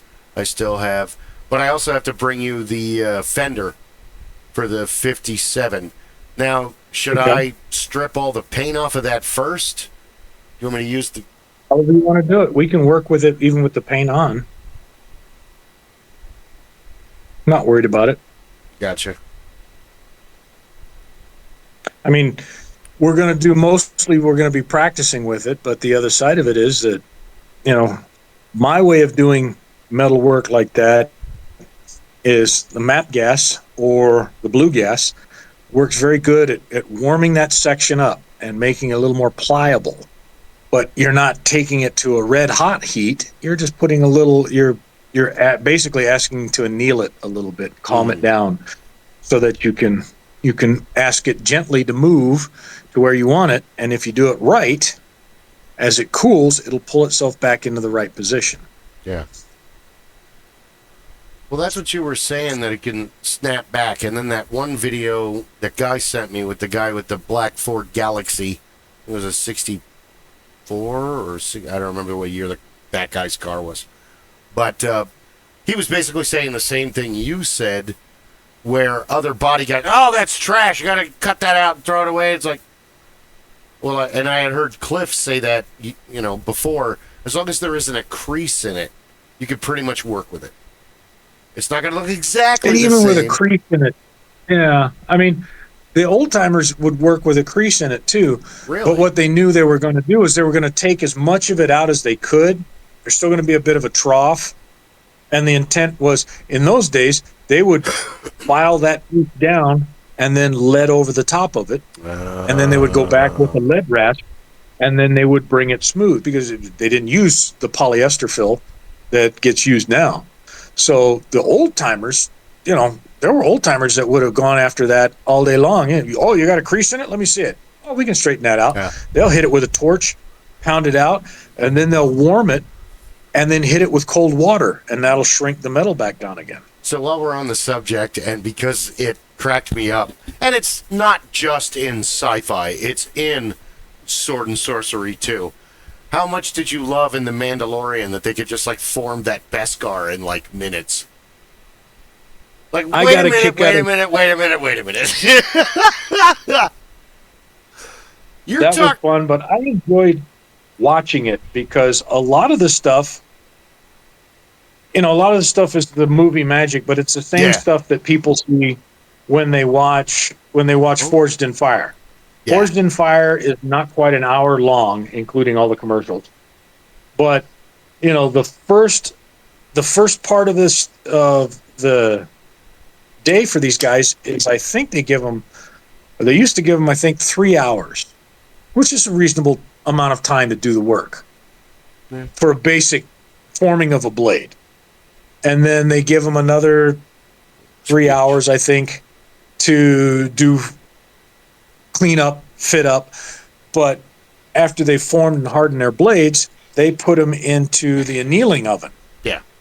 So that they can temper them for a bit before they come back and they do all their finish work and fit the handles and whatnot. So you're looking at a 10-hour day that you get to watch in the first 35 minutes of the show. Yeah. And then they get 3 days to work at their own shop to do the same level of work. Which 3 days or 5 days or something like that to do the next part of it. So it was even watching you do it and then actually doing it, and it's funny too, because you're like, yeah, I'm kicking ass, I'm doing this, and then you actually take a look at what you've done and you're like, I barely did anything really. I'm in the grand scope of where I'm going and where I'm at. Oh, well, it's like anything else. But yeah, that was always great, because he's like, all right, here's the bar. This is the way. It's completely folded. They don't have to do any fittings. Stand still, So that cracked me up. I still love the show. It's funny because the guy that taught me blacksmithing, he made a bunch of Mandalorian blades. Really? A few years before he passed away. And he made a couple of them out of his own Damascus, because Beskar is supposed to be essentially a pattern welded metal. And so he made these beautiful blades, and then he made a series of daggers, Mandalorian daggers. Well, what he did was he took his plasma cutter and he made cuts along the blade, and he sold them. He couldn't keep them on the shelf on the table when he would take them to events, because those were Mandalorian blades that had come up against Jedis. Good idea. And it was great because it was just the smallest scarring along the edge of the blade. Yeah. But you could see where it had just started to melt some of the metal and whatnot. And you look at it, as soon as I looked at it, I said, "Oh, you did that with a plasma cutter." He says, "Yeah, but you know what that means?" I said, "It's meant to be a Jedi blade went up against it." Says, a lightsaber. I said, He said, you can't keep these around, can you? Yeah, they're flying off the table. It was like Paul's steampunk Gandalf pipes in 2013. Dude, I wish you brought like 80 more of these. Oh, so did I. So I was like, fuck, they're like hotcakes. We don't even have to advertise. People are like, whoa, walking up to the table. We should start doing, well, all right, let me make $400 and we'll get a mill. You need a mill in your shop. You don't have one. I used to have a mill a long time ago before the divorce. I had a mill and a lathe. Yeah. And they went away, unfortunately. Oh, the lathe. I'm still looking for them. Yeah. I will replace them at some point in time. The lathe changed everything because, whoops. The lathe changed everything because Paul was like rocking and rolling as soon as he got that, making everything. And then there was a time where he got a big rod of bronze, which were a lot of what the pipe. I don't know where mine is. It's around here somewhere. I got so many of them. But then Gearhead Jim gave Paul like a really long cylinder of just pure aluminum. Yep. And he wanted valves. He had a valve that broke, or he had a valve that he was doing something engine-wise. Hence, Gearhead Jim. And Paul made, I think he needed like 2. Paul made them, and then he tried to give him back the aluminum rod, and he was like, no, I don't want it. Dude, you can make anything out of this. Sure you don't want something else? No, I'm fine. I don't need anything. So we started making pipes out of them. The best one was the steampunk Popeye pipe, where he basically just made, yeah. Oh, do you have them? Is that what happened to him? No. These are pieces I bought years ago for doing things in the shop when I had my lathe and my mill. And so those are pieces I have left. Those I got back in the old days when I could go to Davis Salvage and walk around the salvage yard. Oh. And so you bought materials down there by the pound. So when I went into the scrap area, I found all kinds of stuff. That's where I got those big tractor trailer axles that I used to make hammers and different bits and pieces. So in those days, I used to go in there and find that stuff, go walking through the pile and pick up all this shit. And they would look at me and say, you really want? Oh, yeah, I'm going to use it for all kinds of things. So can't do that as much as you used to. No. Don't have any scrap yards that they'll let me walk through like that anymore. Well, they probably do, but they're out somewhere in rural America where we have to find them. That's why I try to join all the crazy old bastard car groups out there on Facebook and on the internet, because it's all about keeping learning and everything else like that. And I don't want to. That's your eternal dichotomy is true. Do what you love and you'll never work a day in your life. If you do what you love, you'll work every day and then you'll hate what you do. But it's a double-edged sword, like love, like politics, like money, like religion, like everything, like business, like everything else. Yep. So I don't want to. If I won the lottery, I'd disappear on a beach. Fuck that. I'd buy as many rusted heat. Facebook Marketplace would be empty. Like, if I had won the 6, it'd be empty. Like, where did all the cars go? Bill bought them all. Anything 1968 or older, that all belongs to him now. What do you want? I'm waiting. I'm trying to get enough money together so that I can build a new new table for the shop for my fixtures, so that I can have a bigger fixture table. Right. And because the wooden one worked fine for doing those railings, but they make the steel tops that have their punched holes, and they're set up so that I can put all the clamps and all the points and everything on there. that's what I want to do for this. I don't mind taking on projects for people and enjoying doing things like that. What I want to avoid is I don't want to have, I've got 10 projects and all of them have to be done next week. Oh God, Bullshit. yeah. That's not what I'm here for. I want to enjoy it. I would love to be able to make a living doing this, but I don't want to be running myself nuts trying to keep up with a bunch of crap, because then it will no longer be fun. That, and you end up failing and letting everybody down. Because you just, my classic issue in life, you spread yourself too thin. Get overwhelmed, yeah. Well, I know I'm never going to do, a vacation to me always would involve work, like helping somebody move or going and, we'll work when we get there and then we're going to do this I don't have like retirement. I'm doing the retirement plans. Yeah. Restoring the vehicles, doing the thing, doing blacksmithing, doing ceramics. Hopefully Ed'll join us later. Ron and I don't think Guy can make it. Chris is at work. Chad and Kathy are busy. Like and subscribe. 100% pure bar, folks. There you go. No expense was spared. No, we spared no expense. That's what he says through the whole movie. But I heard in the book, which I've seen most of the. No, that's a lie. I've seen like the first 2 or 3 Jurassic Park movies. After that, look, I love people eating dinosaurs, but yeah, I gotta go. I have other things to do after a couple. Yeah, I'm not emotional. Sorry.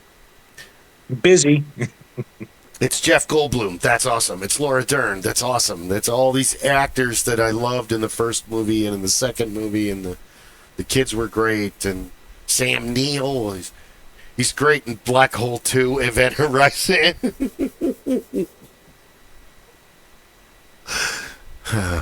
But after a while, it's like this is a comedy. This isn't a action and suspense, Yeah. But I heard in the first book, and I've watched videos and talked to people that have read the book before the first person that told me this in 1993, that, oh yeah, what's his name gets taken out by the compies at the end of the first book. The guy that paid, what's his name? The old man that pays for it all and gets it all going, and I can't remember his. God damn it! What's his name? Help us, IMDb! You're our only hope. Welcome to Jurassic Park. That guy, David Attenborough. That's not his name. It might be. I don't know. And here we see the traditional Tyrannosaurus Rex in its new natural habitat. environment, and here we see. We don't have Mutual of Omaha's wild. It is Richard Attenborough. Holy shit, Hammond, Mr. Hammond. I thought he was also acting besides doing all of the nature, because that's later. Yeah, D.B. Wong is in that movie. I keep forgetting that. Because Wayne Knight is the best. He's here! He's here! No one gives a shit. No one knows who you are. You're actually being more conspicuous, trying not to be conspicuous. You rolled a 1 on stealth. That's right. It's Dotson. Everybody look, it's Dotson. Dotson. That was it, Dotson. Nobody gives a shit. Oh, DM Ruff says, people ask me what my dream job is. I ask them why they dream about work. He's not wrong. Well, I just don't have the beach, I could not afford a bikini-clad super babe, for one.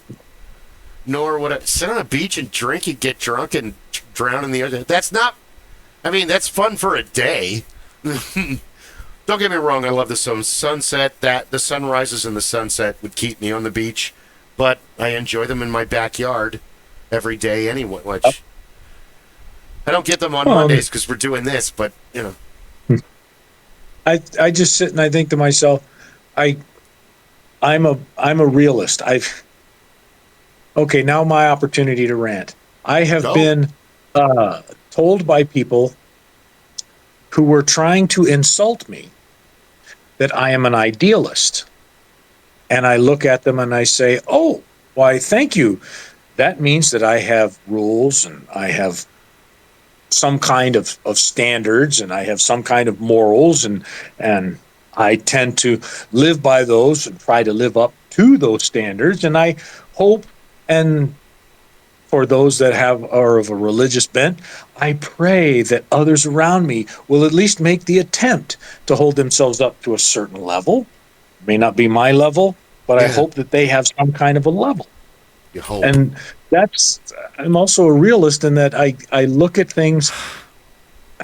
I look at these beautiful young women that you see on Facebook, and they're dressed in these, they're dressed provocatively, and they're doing the little TikTok things and say, I like older men, I like dad bods, I like this, that, and this. I'm 28, and I really want to be with a 50-year-old. And I think to myself, if that was true, and you were to come here, what in the hell would I talk to you about? Because, there's only so much sex that anybody can stand. And beyond that, now I've got to sit and talk with you. I've got to be able to spend time with you, or you're going to have to leave because we're not going to get along otherwise. So I don't stop having ideas. So, I can't.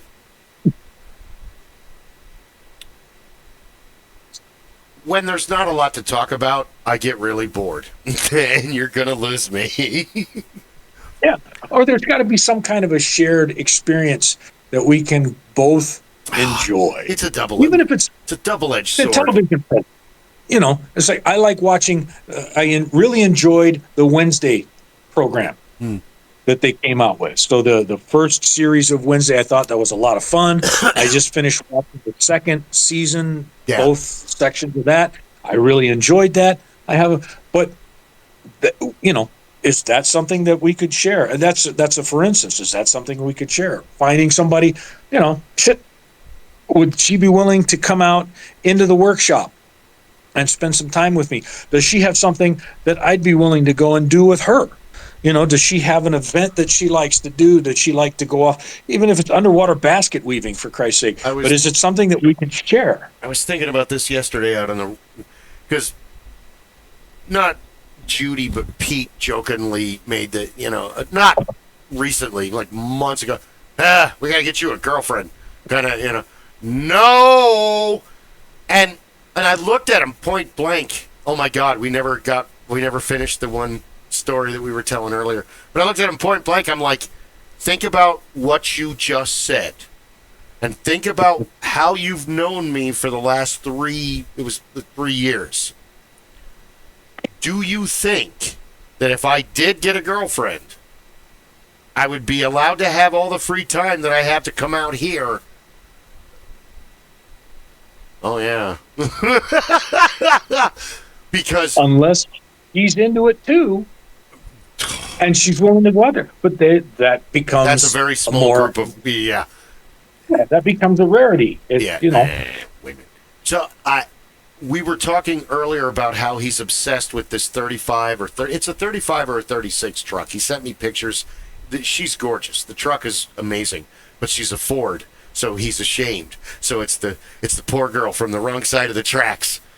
But down in the boondocks. So, people put me down. Or what is it? Ragdoll. That's the one from Frankie Valli in the Sensei. Yeah. So, and he was been going on and all day, and he talks, I'm going to sell this, I'm going to sell that, and he's focused on one goal. So, I mean, he's a Virgo. That's what you guys do. Total narrow focus on, we're going to do this, make a plan. And I said, this and this and this, and we could tell him. And on the other hand, you have a 35 Chevy truck in your yard that we could restore, but you insist on making it lawn art. Oh, which He chuckled just like you did. It drives me insane, but you guys think it's hilarious. And hey, I'm a walking contradiction on a lot of things. And there's that's Voltaire is a strong influence, not just Franklin and the old man, but you can accept people on their face value. You can accept them to, but in the end, people are people. They're going to say what they're going to say. Yep. They're going to do what they're going to do. You can either hate them, love them, or be completely indifferent to them.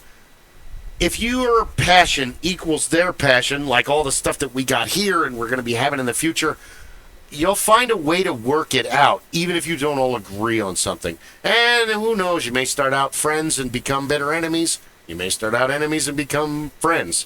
There's a lot of people that I just can't fucking stand meeting them, and there's a lot of people that, like, the whole, I met you and I didn't like you, and then I thought about it and I'm like, oh, I don't like you because you're like the parts of me that I don't like about me personified, and that is going to take some getting used to, because it's like, oh, I wouldn't have said that. Well, no, but that's not you saying it. That's him saying it, and you have to, if you're not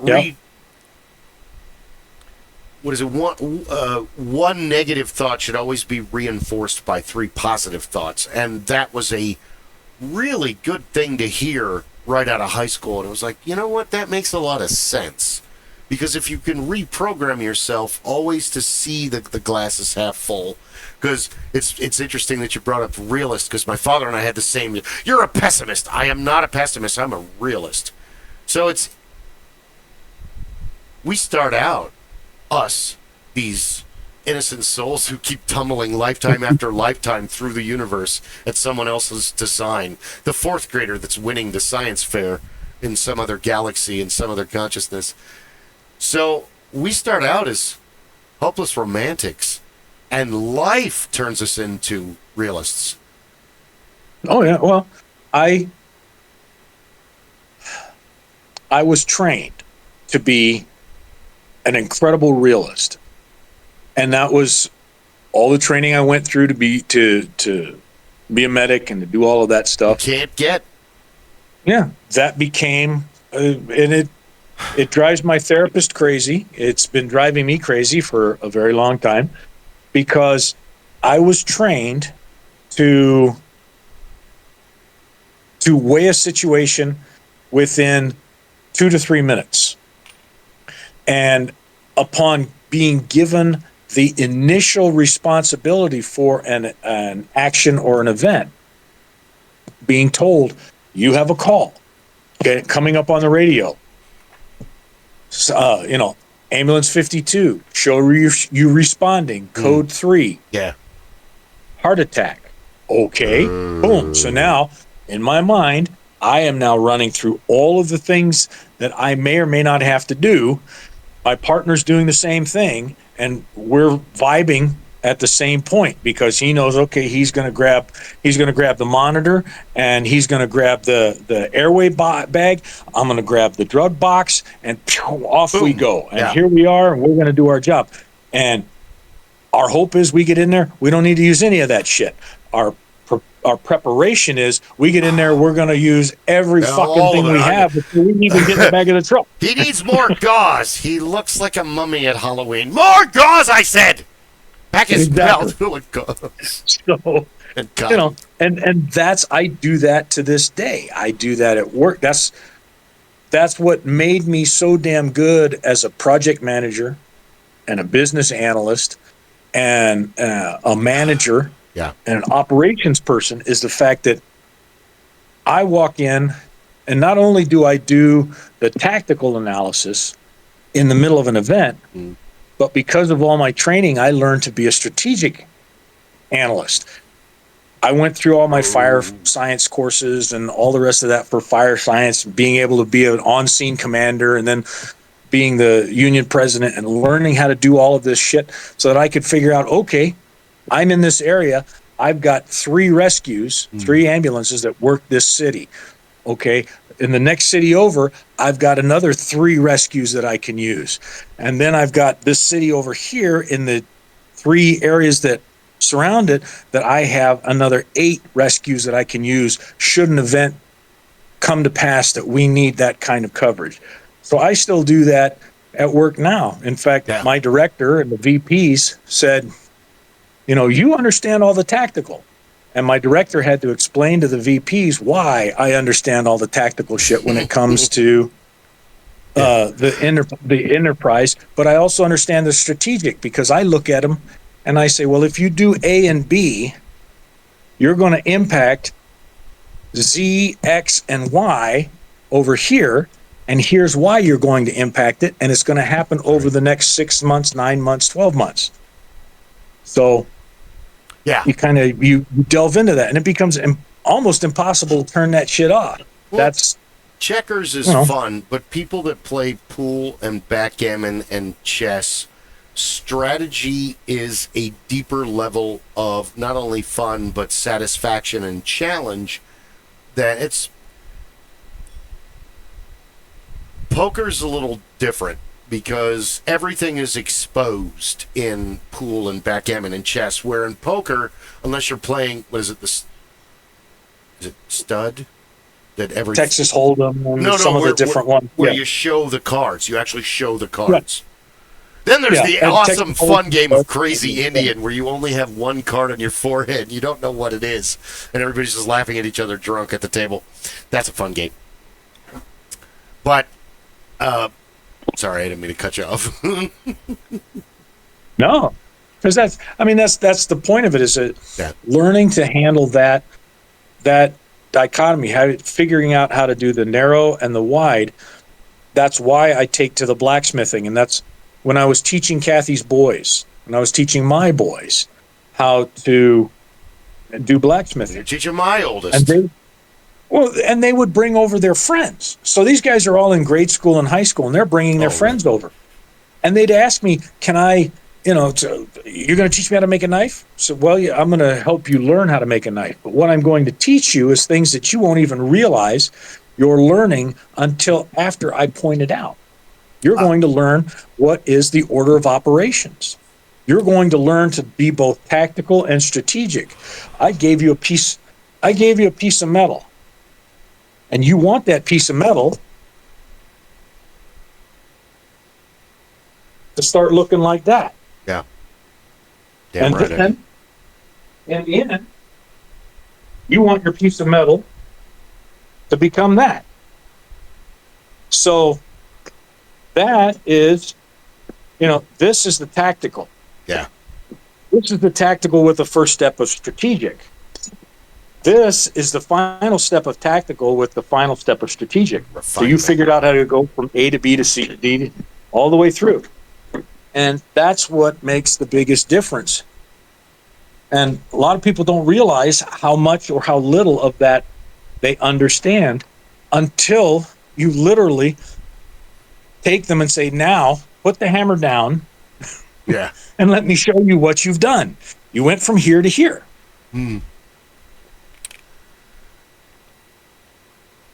It's the same thing as, we're going to have to do this. Yeah, I'm prepared to do that. Well, it's going to take forever. I realize that. It's not my first rodeo. My first attempt at body work was a kid from school that Ron and I grew up with. He backed into me. He didn't mean to. It happened. High school parking lot, and then his dad was like, you need some estimates.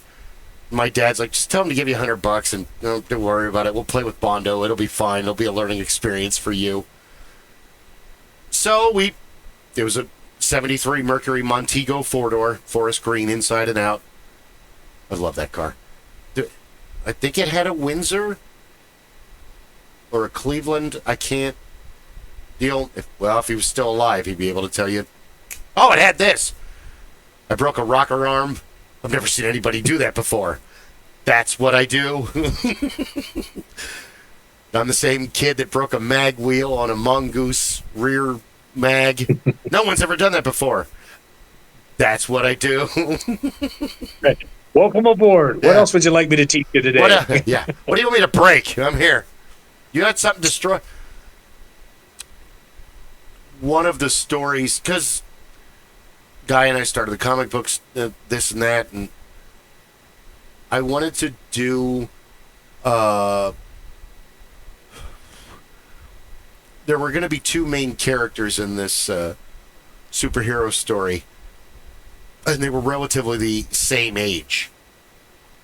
So, like, Mr. Incredible as a 15-year-old that has to hide his powers and, like, sneaks onto his dad's construction site at night to, like, pick up all the heavy stuff and move it so he doesn't have to rent a crane or a forklift or other.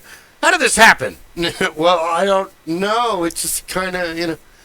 But then I was going to do, like, a little older character who really wants to be a superhero, but, you know, he's basically... Every great writer inserts himself in a story.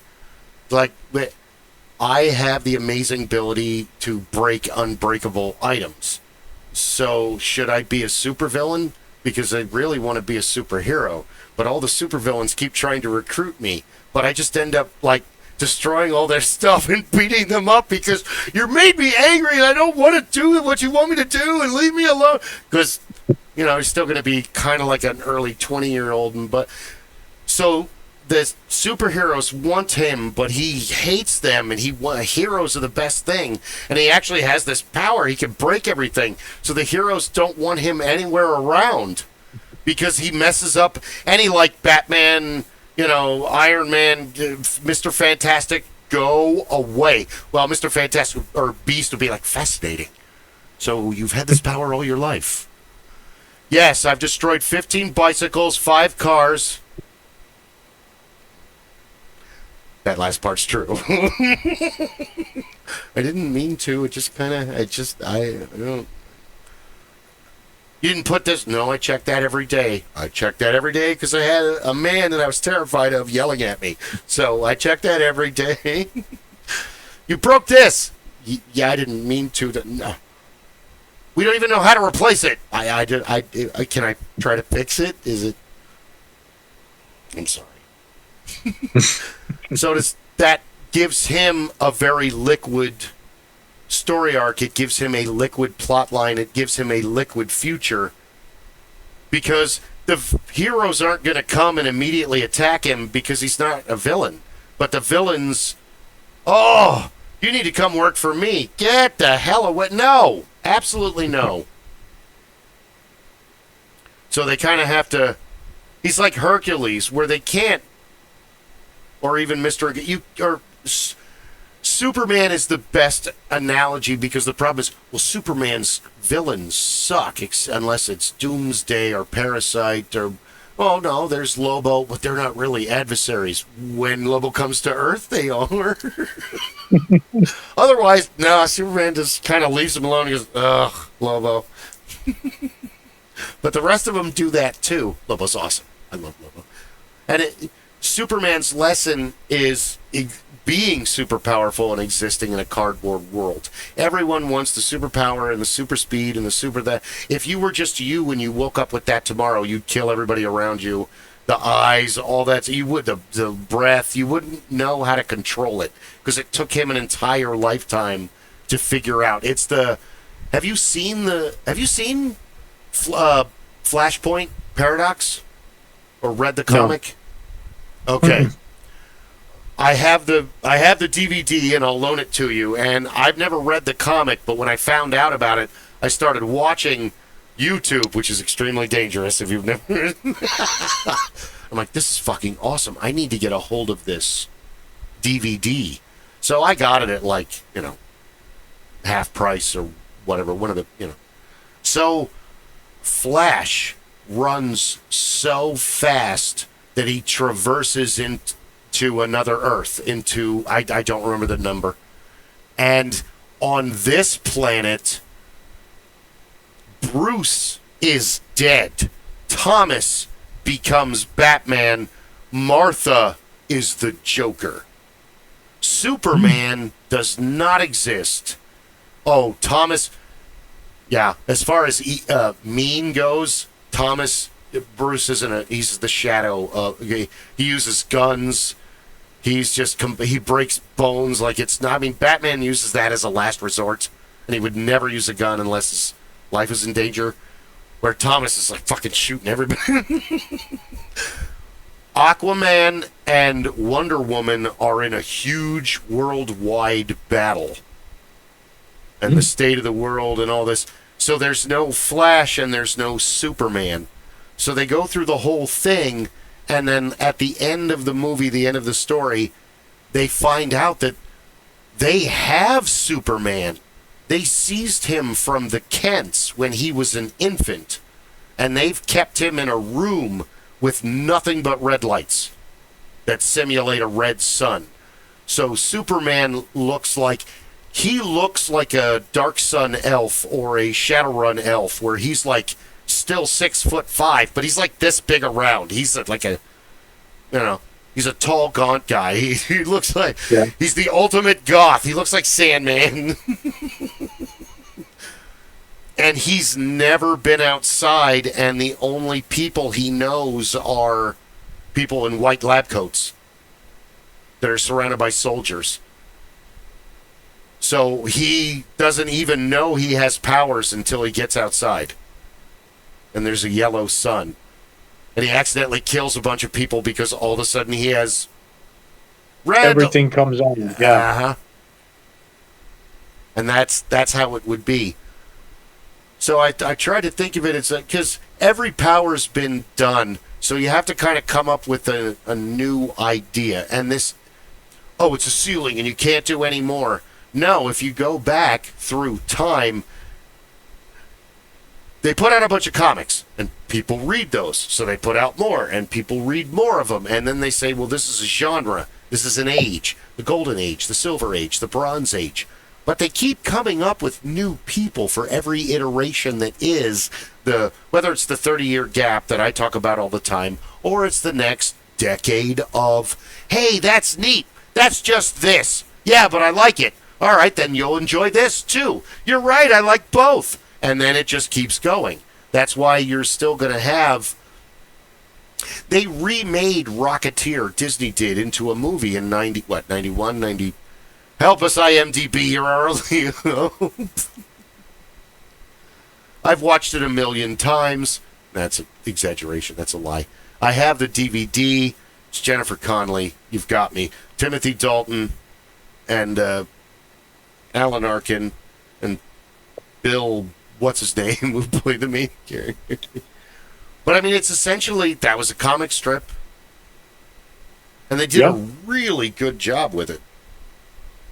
Oh, yeah. The Phantom and the Shadow and the Rocketeer were all independent comics and strips that were picked up in the 90s. As an opportunity to bring back, to catch our father's generation who grew up on that in the radio and in the newspaper, as well as those of us who heard about it growing up. And so I started reading the Shadow and the Phantom comic books when they were re-released in the 80s, or not re-released, when the characters were brought back with new comic books by independent comic companies. Yeah, like Dark Horse and Top Cow. And my father thought that was the greatest thing. He would read through some of them. He'd look at me and go, oh, this is cool. Oh, I never would have thought that the Shadow would do that. I remember hearing... never did that. Yeah. Because I remember forcing the old man, because Batman... My dad looked at it as that's just a goofy show. I said, no, Frank Miller made him a badass again. He's not. People are terrified of him. He's not this 1966 Adam West, Burt Ward. No, oh my God. And then 92, another revamp. And it's the same. Like you said, if they had done the Phantom or the Spider or the Spirit or any of those, it would be the same. Because we tend to think of Superman, and it's just, dude, Superman and Shazam were a lot like a lot of other characters, like all these others that they've just been lost to time. We just don't talk about them anymore. And we only have so many companies. They only have so much time. They can only pay so many writers to do so many things. We can't...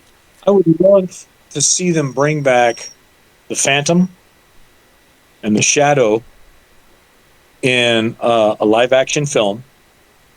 done today done in, personally, I would love to see them bring them forward and do them in the modern day. But it would take an awful lot to write those characters into the modern world in a reasonable fashion.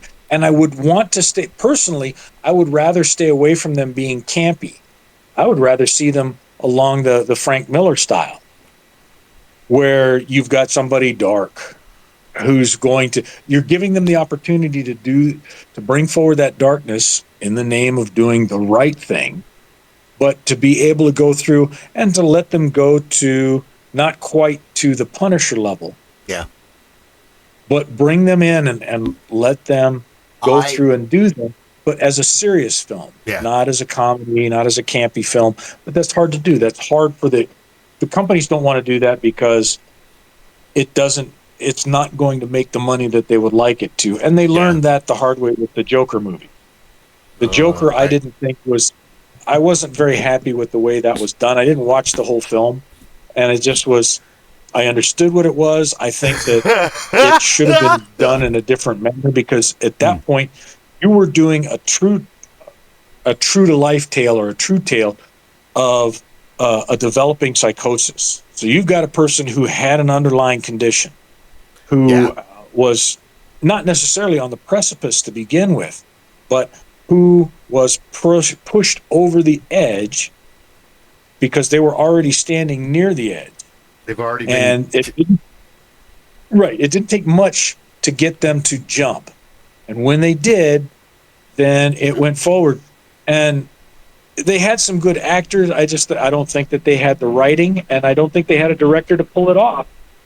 It should have been, it would not have been as popular as it was had it been done as a more realistic psychological thriller.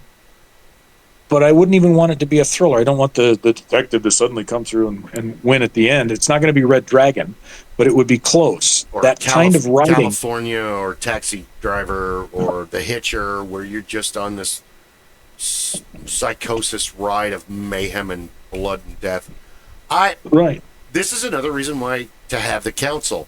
Ed really enjoyed the Joker. You didn't care for it. Ron was ready to walk out of the theater, but he couldn't do that because he was sitting next to Ed. I haven't even seen it because I can't. I'm totally cool with Joaquin Phoenix being the Joker, but I want him to be with Batman and Gotham. I want him to be the comic book, the DC Joker. I want to see a lot of Lady Gaga, and I want to see her as Harley Quinn. But I don't want it to be a musical. And not only that, we've talked about this endless times on the perfect relationship is Gomez and Morticia, or Lily and Herman. Joker and Harley have a terrible relationship. He beats the crap out of her all the time. Gomez is going to lay a finger on Morticia, but she wants him to. That's different. That's adult games. Where Herman would never lay a hand on Lily. Not only that, she's a vampire and he's a flesh golem. She would tear him apart. It wouldn't be like he'd get a good shot or two in and then it would be over. That's what I like about the new Wednesday series.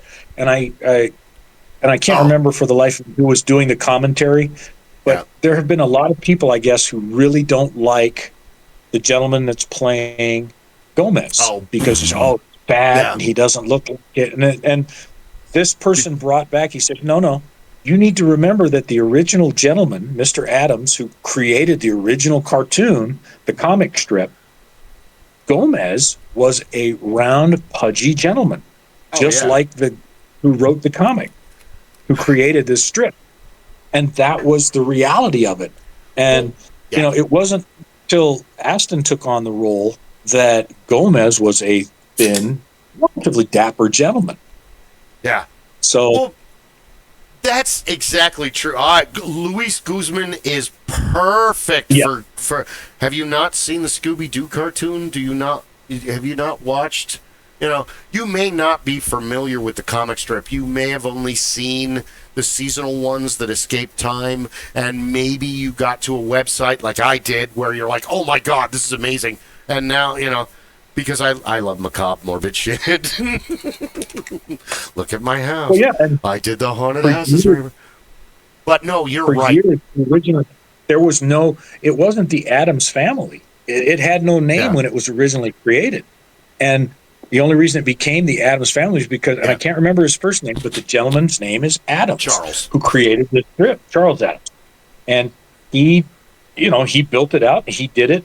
And it was, I guess, to some of his statements, and I may be misquoting, but I believe he had made the statement that it was, in some ways, a reflection of some of his familial relations taken to the extreme. Yeah. And it was done that way with intent, because you don't want to roast your family. No. You want to take and have wanna fun. But he satirize was having a good time. And it was a high-end magazine that these were being published in. Oh, yeah. And they were published as one block, as a single block And that was put in different issues, and they were oftentimes very specific to the holiday or the time of year, and it was taking this family that was more macabre. Rob that is lived joining us. at Welcome. work. Oh my goodness! Hey. Excuse me. Sorry. That Are was you rude. guys using Discord for cams? Yes. Well, I guess. Yes. We're discussing the Adams versus. Welcome, welcome, sir. We're gonna get to. All praise the great DM. Well done, well done. Now I want to go How down old on. Let me go. I want to finish. I want to still stay on the. I'm stepping on the edge of the soapbox for the Gomez rant. The way Gomez is drawn and the way Gomez is shown as the 1966, and then later, because, you know, obviously John Astin is still alive, but then later they do Tim. Raul Julia. Well, hold on, you're jumping forward because Tim Curry and Daryl Hannah were Gomez and Morticia before that, and I think it was just like a straight to VHS or straight to DVD, or maybe it was I on. vaguely remember that. I But- still think Luis Guzman is the ultimate Gomez casting. Thank you. Amen. Now, that's not to take anything away from Raul Julia No. or John Astin or the great John Tim Astin Curry. was iconic. Iconic. He brought a whole different vibe that, of course, Raul Julia was channeling that vibe. But I think instead of trying to capture that, you know, bringing in somebody that embodied the Gomez from the cartoon panels. Yeah. Yep. Perfect. Could Yeah. not have Oh. gotten better. And Guzman doesn't get a lot of credit. He doesn't get a lot of praise or fanfare, but whoa. Well, while you're talking, I'm gonna give Rob a opportunity to see what's going on. This is the spot. Fine, interrupt my soapbox. Go right ahead. Oh, why, certainly. Oh, no. We have so many guests tonight on the show. Thank you for joining us, Rob. I appreciate it. Hey, not a problem. I got about an hour before I got to get to bed. 4 o'clock comes early for work. We've got about an hour left, and then he is our official timekeeper on the council, and he also has to be at work at whatever a.m. I don't have to be there at 6, but I have to. I'm a slow starter, so I've got to be up at 4 in order to, you know, get my shit together. to prep and be It ready. takes me an hour to. I mean, I'm up at 4. I'm not out the door till 5, and I'm only just barely ready to go at 5. I kind of sync up with the 8 cats, and we're on summer hours, so they wake me up at 3 a.m. to go outside. My bladder wakes me up at 3 a.m. and at 1 a.m. and Oh, at yeah. 11 p.m. Yeah. That's pretty accurate. But then again, it's the desert. I drink a bunch of water. I drink a bunch of diuretics. So that's. But no. I'm addicted to water. I hear you. I need it every day, all day. I gave up soda for the most part, and Good for it you. has helped. I only I'm drink still it. addicted to coffee. Oh, I'm never giving up coffee. I only drink soda with alcohol, and that's only on Monday nights because, well, there you go. Yeah, my liver had to retire from alcohol. Oh, well, I'm glad you made not- it. I'm sorry about your liver. Not my, well, it's not so much my liver as I have other health problems, and alcohol makes my blood sugar go wee. Oh, gotcha. And so, Gotcha. yeah, a beer every now and then, maybe occasionally a shot, but drinking, nah, I'm kind of over it. I kind of Gotcha. have to Yep. be. I respect that. That's but You see, my doctor won't let me have fat, won't let me have salt, won't let me have sugar. That pretty much the only thing that I am not restricted on eating is spicy stuff. So bring on the spicy. amen. I can eat everything I eat is spicy. I love the hot stuff. My spaghetti is spicy. Your spaghetti is spicy. Normally I'm a mustard fan. Ketchup is okay. I don't hate it, but I prefer mustard more. But I have to say, I can't eat hot dogs now without. I discovered way up on the top shelf at Fry's the Whataburger spicy ketchup. Oh, the spicy ketchup for like is, $4. is bomb. Yes. I don't like hot dogs unless they're absolutely smothered in chili and cheese. There you go. And jalapenos and whatever I can get my hands on. Even then, I'm not really a fan of hot dogs. Well, they're all right. The missus loves them. The missus loves them, so we have hot dogs once in a while. And I'm a hypocrite because I'll eat a bratwurst all day long. I was just and going to say. It's just a coarse ground hot dog. Bratwurst. Well, hey, Irish, It's German, got English all the same things in it. Irish, German, English on both sides. Bangers, bratwurst, sausages. The store near me actually carries bangers in the butcher case once in a while. Yeah. All of a sudden, to go Dutch, all of a sudden at Fry's by my house, they started serving, they have scrapple. What? This is, this is like a Pennsylvania Dutch thing where it's like pork fat and cornstarch and it's like a side dish for peasants. I know what scrapple is. Oh, you're one of the rare ones. Most people are like, what the fuck is that? Is that a fight? No, it's food. It's delicious if you make it right. That's right. It's the tailings, and it's how you make sure nothing goes to waste. You spice it right. Yeah, but if you put like real pork in there, it's good. Let me get your opinion on this, because most people fucking hate it. I enjoyed it. Rob Zombie's The Munsters, the prequel movie. I haven't seen that movie, The Munsters. Not Rob Zombie's version. I have not seen it. Okay. Because I've seen it.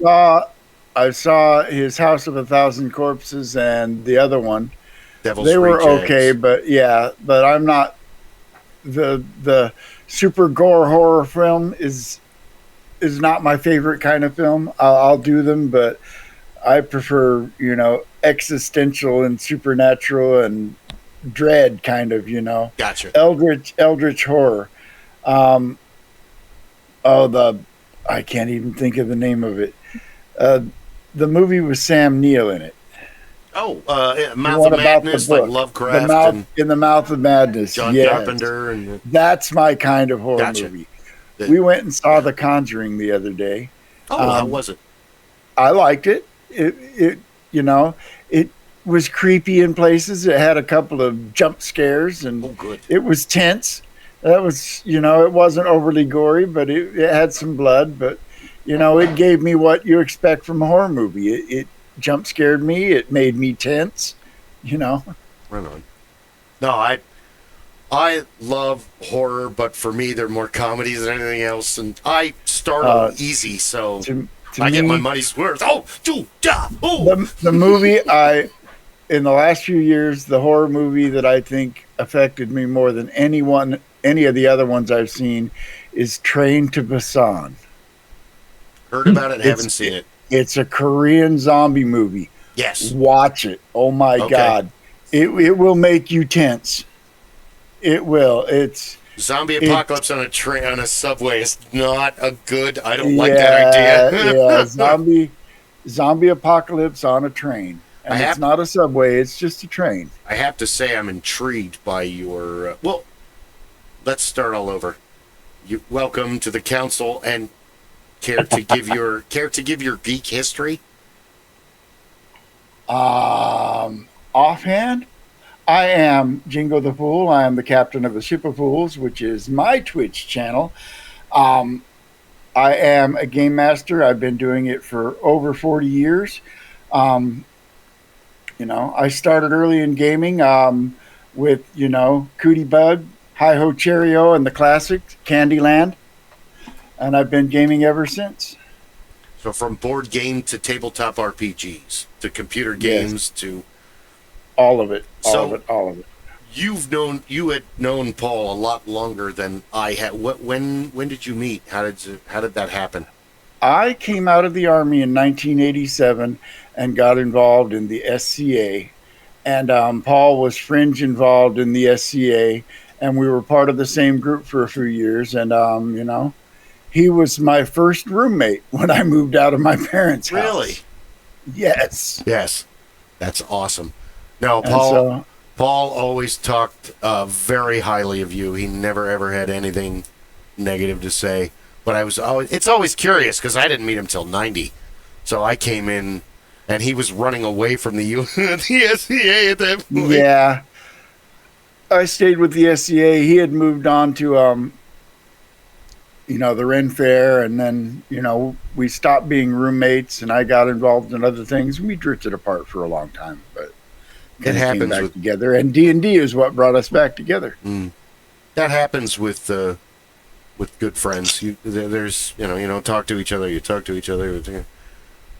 But it was interesting because I met him, he was dating Sam Riggs at the time, and I remember her. We were just, she's doing good. I talked to her a couple years ago, but, now and then I get a like or a thumbs up on Facebook. But it was, they were doing Morris dancing, and I was like trying to put a juggling show together, and I was trying to redo the show that I already had, and it was failing miserably.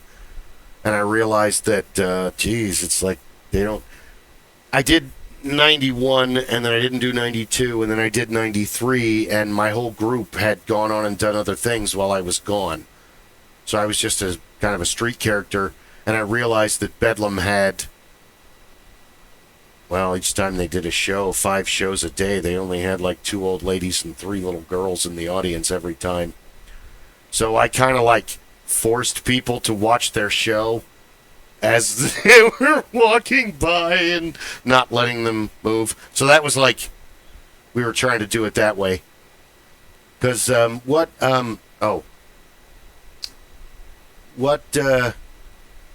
did you guys have a main game going way back then? Did you have a D&D game going? I started running a D&D game for Paul and some other friends of ours in his mom's Arizona room. That's where we would meet. And I was the only game master of the group for the longest time. Eventually some other guys picked it up, but I was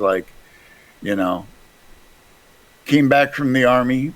When I was in the Army, I got there and there was a D&D game going, and I joined it. And about a month later, the game master showed up at my barracks room door with 2 milk crates full of books. He's like, I'm shipping back to the States in 2 weeks. You're the game master now. Oh, I'm shit. Like, what? He's like, you know more of the rules than anybody else. You're the game master now. I'm like, well, shit. But I'd had some experience. Right on. But, a lot of drama class in high school, honing up my improv skills. And, I'm a very improvisational game master. I have a collection of loose notes, and I just kind of fire up the chainsaw and see what we cut. That's the best plan. I never start a game session that I know how it's going to end. Ugh. I can know the direction I want it to go, but the harder you push, the harder people will push back. You know, that's why when I first brought up the idea of a one-off, a one-shot, because I had my youngest son, some folks that I knew, there were some brothers in my Masonic Lodge who were old gamers, and everybody kind of got the idea. They liked the idea of having a one-shot, but when I started talking to Bill about it, your name was the first one that I came up with because of the way that you are willing to work with either the longtime absent gamers or the newbies. And I thought that would be the perfect way to do a one-shot. Even if you had a one-shot of all these, even if we had a one-shot of nothing but newbies and everybody wanted to be a magic user, I know that you could say, fine, here we go. Everybody's a magic user, just don't all of you shoot fireballs when you're within a 10 by 10 room. Now, if we were going to do something like that, I have another role-playing game called Savage World. Another role-playing game. Oh, God. I can't... Above my desk is a bookshelf that goes all the way across, full of game books. And that's only what will fit on that shelf. I have so much. Right on. That's too. But Castles and Crusades is it's what they call a retro clone. It's a modern published game that is designed to play like first edition and second edition AD&D. Only rather than having 10,000 little subsystems that each has its own rules, it all works off of a very basic, simple rule. And, I think you guys would like it a lot. If you played first or second edition D&D, it will feel at home. If you played the later games like Pathfinder or 5th edition D&D, you're probably going to hate it because you'll think your character can't do anything compared to those games. The only thing I liked about the newer version, I mean, you had all the accoutrement that came with it, and when you guys brought me back in and we were having fun with 5e and whatnot, the thing that I liked about it was the fact that almost everything was a D20, roll a D20, as opposed to, I remember as a kid, it was roll me 3d6 and 2d3. Castles and Crusades is the same way. It works off of, you have your 6 attributes, and some of them are primes and some of them are not. And I won't go into rules details here, but it's all a very simple system, and it all works off of the same set of rules. So once you understand what you're doing, it all works that way. That's cool. And Monk has been asking me about the one shot because he's looking forward to it. After we started talking with him about it, he started going up to the Gamers Guild up here on 19th Avenue in Bell and walking through. He started buying. He got himself really hooked because he found out about the new Conan game, so he bought that, and he's been trying to pick up or find the all the books, all the old books, so that he can reacquaint himself with it. This is what I don't like about the Conan game and other games by Modifius and Vampire the Masquerade does the same thing. They'll come out with the main book that has a few things in it, and then they'll come out with another book that has more, and then another book that has more, and another book that has more. So if you want it all, you're 7 books deep before you have enough to play the game. Shadowrun does that, Star Wars does that, Traveler does that, Star Trek does that. And see, I agree with you 100%. D&D at the very least gave you enough in the player's handbook that you didn't need any of that other fluff. The later games don't do that. A lot of them don't do that.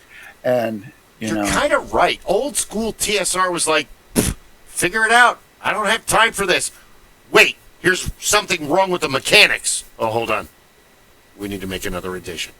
Where another... Well, you see, other games...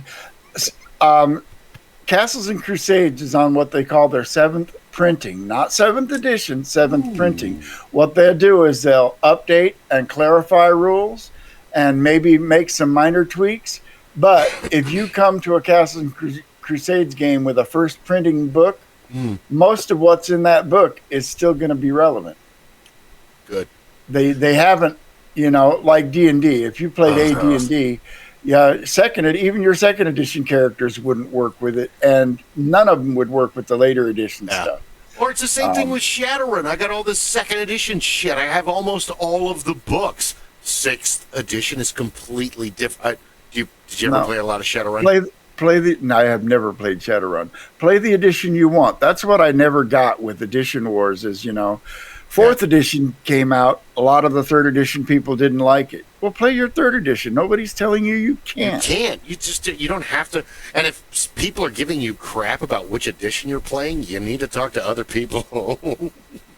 They're all playable. It all comes down to the game master, I went out. I got very, very nostalgic. So I went out and I always had the Star Frontiers Alpha Dawn box set. Oh my God! I was just going to mention Star Frontiers. Great minds think When alike it came there. out in 1982, I bought the original Star Frontiers, and it was the first role-playing game I ran, and I ran it for 2 years. Awesome. I cut my teeth on Star Frontiers. When Alpha Dawn came out, I bought that too, and See, I that's awesome because Star Frontiers is an awful role-playing game. If you go back and read the rules, the mechanics. it was an awful game, but we have such fond memories of it. Yeah, I've never stopped thinking about it because it's the first. Okay, we were I don't know if you saw the last episode, but we were just talking about this in episode the last 39 or whatever. Kathy Rockney had said, "Oh, the games are too complicated." It's like, well, you don't always have to play a complicated role-playing game. Boot Hill and Gangbusters exist. I mean, you're a cowboy in one, a marshal or a lawman of some kind, and you're basically playing a lawman in Gangbusters. Instead, one is in 1870 and one is in 1920. One is going after bootleggers and gang and mafia, and and the other one is going after rustlers and Other than outlaws. Castles and Crusades, the other role-playing game that I would push hard is called Savage Worlds, and it is a genre-neutral game that, whereas, say, D&D and Pathfinder and such is meant to tell your epic fantasy story like Lord of the Rings or the Sword of Shannara, Savage Worlds is more like your Saturday afternoon action movie. Okay, awesome. It's a role-playing game that can do Kung Fu, it can do the A-Team, it can do Battlestar Galactica, it can do whatever you want it to do. And yeah, it's called Fast, Furious Fun. And it is nothing like D&D. Even going so far as it doesn't use a D20. It uses every die but the D20, and it uses a deck of cards for initiative and poker chips. Poker chips? Yes. Right, what? Yes. This is getting We'll have crazy. if we're going to do a one-shot, I'll do a Savage Worlds one-shot. Oh, no, I'm not against wild. it. I'm just questioning it, that's all. Oh, yeah. No, trust me. I was skeptical about it at first, and the first game we played with it was a zombie apocalypse game. So did you do a lot of GURPS? A lot of Palladium, Warhammer, Aerotech, Battletech? No. Any of the none tech? that. Here tech, there tech, everywhere tech. No. Okay. I went, not GURPS, but I did play a lot of Champions and Hero System stuff. Okay. I have always wanted to play Champions and Heroes, but I've never had an opportunity to. Well, do you want to play Champions specifically, or you just want to play a superhero genre game? Because it just so happens that Savage Worlds has rules for superpowers. Okay, you told me about what you were doing on Thursday nights. Guys, check out his channel, everything. But now I don't I'm like, stream that game. That's just a friend's game. oh man, I would want to stream it because that fucking storyline is I would, awesome. but there's a lot of people that probably wouldn't. And I don't have. It's an open table. It's if you show up, I'm going to sit you down and you're going to get to play kind of game. Okay. Even if we have 10 players, which we have. Wow. Yeah, I love They're that. not always there, but I love that model where you're able to bring people in, and if somebody can't make it, okay, great. We're at a point where that person can fall out for a bit, somebody else can come in, and then that person can fall out the next time. We kind of play it over the top, tongue in cheek, because we have a lot of fun with it. And I have a rule for that game. It's called They're Not There. If you're there this week, your character has always been there. If you're not here this week, your character was never there. Yeah. You're over here in Hell's Kitchen, and we're dealing with Manhattan right now, you know. Nope, just if you show up, your character's there today. And it's like I said, that one I don't play it seriously. I play it for laughs and over the top because it sounds pretty awesome. That's very. I love that. I was telling Phil about there's a Masonic group that just started back east that does all the tabletop RPG, board games, card games. And what they did was they came together. They're in a small town where they're at, but they couldn't find people. Sometimes they couldn't find enough people to play some of the games. So what they did was they put together a group on Facebook, and they invited anybody who wants to play. The nice thing for them was the fact that they had brothers in different lodges. So they had these buildings that they could get to use, and they could bring in, so you got 10 friends, and everybody wants to learn to play this game. Come on down. So they've been having that kind of an event, and they've been working to spread it across the country and starting to do like you had been doing during COVID when you brought me in and we started doing the online stuff, so that they can kind of spread it out, get people to play some of these games and just have a good time. I've really been impressed to see that happening. These are guys in their 20s and 30s. They're guys my age, guys our age that are out there also doing it. And they're bringing people in, and they're opening it up to anything. Somebody shows up one night and they want to play Uno. I got 5 people to play Uno. Somebody shows up, they want to play Chutes and Ladders. We're going to play Chutes and Ladders. And they open it up to let anybody play. I'm really glad to see that kind of thing going. And it reminds me of what you've been talking about and what you did when you guys embraced me and let me walk in. There's so many role-playing games out there. I mean, you start out with D&D and Tunnels and Trolls and Steve Jackson and Power Wars. You see, growing up, our gaming group was experimenters. Anytime a new game came out, somebody would get it and we would give it a try. And I have played hundreds of RPGs with hundreds of different systems, a lot of them D&D based, a lot of them having nothing to do with D&D. And, I've gravitated to the ones I really like. Yeah, and I'm glad you brought up the whole White Wolf world with Vampire the Masquerade and Werewolf the Apocalypse, Wraith the Oblivion. I like the new vampire stuff, but as I said, it's a money sink. I would have to be nearly $1,000 into books to have enough to run the game the way I would want. Yeah. No truer words have ever been spoken. Indeed. Oh my God, that's highly accurate. And it's the same thing with Star Wars. Okay, yeah, you're learning a universe. I have the current Star Wars stuff that was, I don't know who's publishing it now, but it was Fantasy Flight, and then somebody else took it over. But I've got the Star Wars stuff with the narrative dice. It's a brilliant role-playing game. And yeah, there's a lot of other crap out there, but as long as you have the core book, you don't need those other things. The problem with it helps to have them because it really expands on what you can do with the game, but you don't need them. I have a feeling that,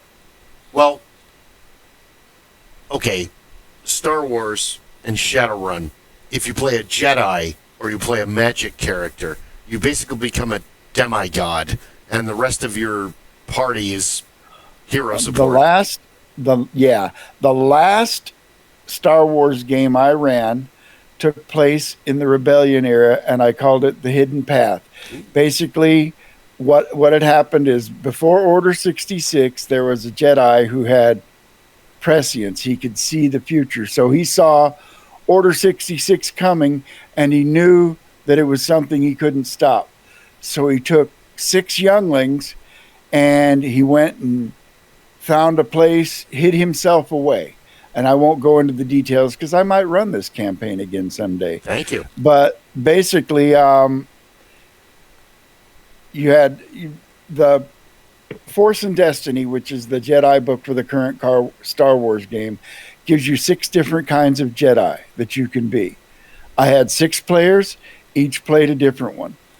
And, so everyone was a Jedi. And I had somebody ask me, he's like, how are you going to handle a game with 6 Jedi? And I said, that's easy.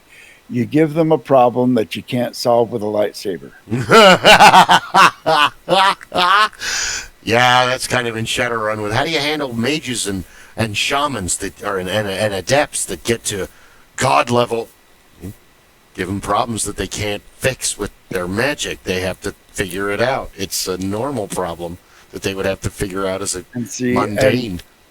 With the modern D&D, there's things that I both like and dislike about it. I like the fact that at even low levels, most characters are still effective. So even your mages and your weak characters are still effective. However, what I liked about old school, and Castles and Crusades does this, is that low-level magic user, you are very weak and very vulnerable, and there's a very high chance that you're not going to survive all the way to 3rd level. But if, and you know, it was a game with a high lethality rate, so losing characters was a thing. And if I run Castles and Crusades, losing characters will be a thing. You get used to it. Gonna happen. And you know, if you can get a wizard to 5th level, all of a sudden you've got fireball. All of a sudden you've got respect. Lightning bolt. You've got knock. You've got you could do some shit. That's awesome. Yeah, I love playing wizards, but playing a fighter, it's always great to be a peasant hero. Well, There's nothing Castles that and beats Crusades harkens back to 1st edition D&D. You know, in 2nd edition D&D, they branched mages out into 8 different kinds of specialist mages. Pretty much, yes. In 1st edition D&D, you had mages, and then you had illusionists, which were not mages, and they weren't specialty mages. Right. Well, you have illusionists in Castles and Crusades, too, and they further distance the illusionist. The whole mindset, the way the magic works is different than being a wizard. It's a different character class with a different set of spells and, you know, its own things. They definitely went back to the roots. They also, you know, it's very hardcore in that if you are not a cleric or a druid, you don't cast spells. Paladins don't get spells. Rangers don't get spells. Bards don't get spells. Nope. Not until way later. Nope. Not period. Oh, not period? Not even Not after period. 8th level? Oh, I stand Nope. corrected. Not in Castles and Crusades. If you want to cast spells, you got to be a wizard or a druid. And, you know, the game has a multi-class system, but I think the guy that designed the game really didn't like multi-class characters because he almost deliberately made it an unworkable solution. Oh, it sucks. Well, that sounds fun so far. I started reading it. I didn't get very far. I'm kind of preoccupied with Don't worry about rules. If you look at anything, just look over the character classes. Okay. Let's get an idea of what the character classes are going to do. Back to the beginning. Yeah, because really, I'm the game master. You guys shouldn't need to know the rules. It's the player's handbook. It's the DM's guide. It's a guide. My mind changes. Well, most of the rules are in the player's handbook. The game master's guide is, I think, in most games, is an unnecessary tool. I mean, it is handy to have, but ultimately, you know, you could run a game with just a player's handbook and a monster manual. Honestly, I would have to agree because I only use the DM's guide for tables to keep the game fair. Oh, okay. Okay. Or it's like, well, it says this. I'm going to give you this and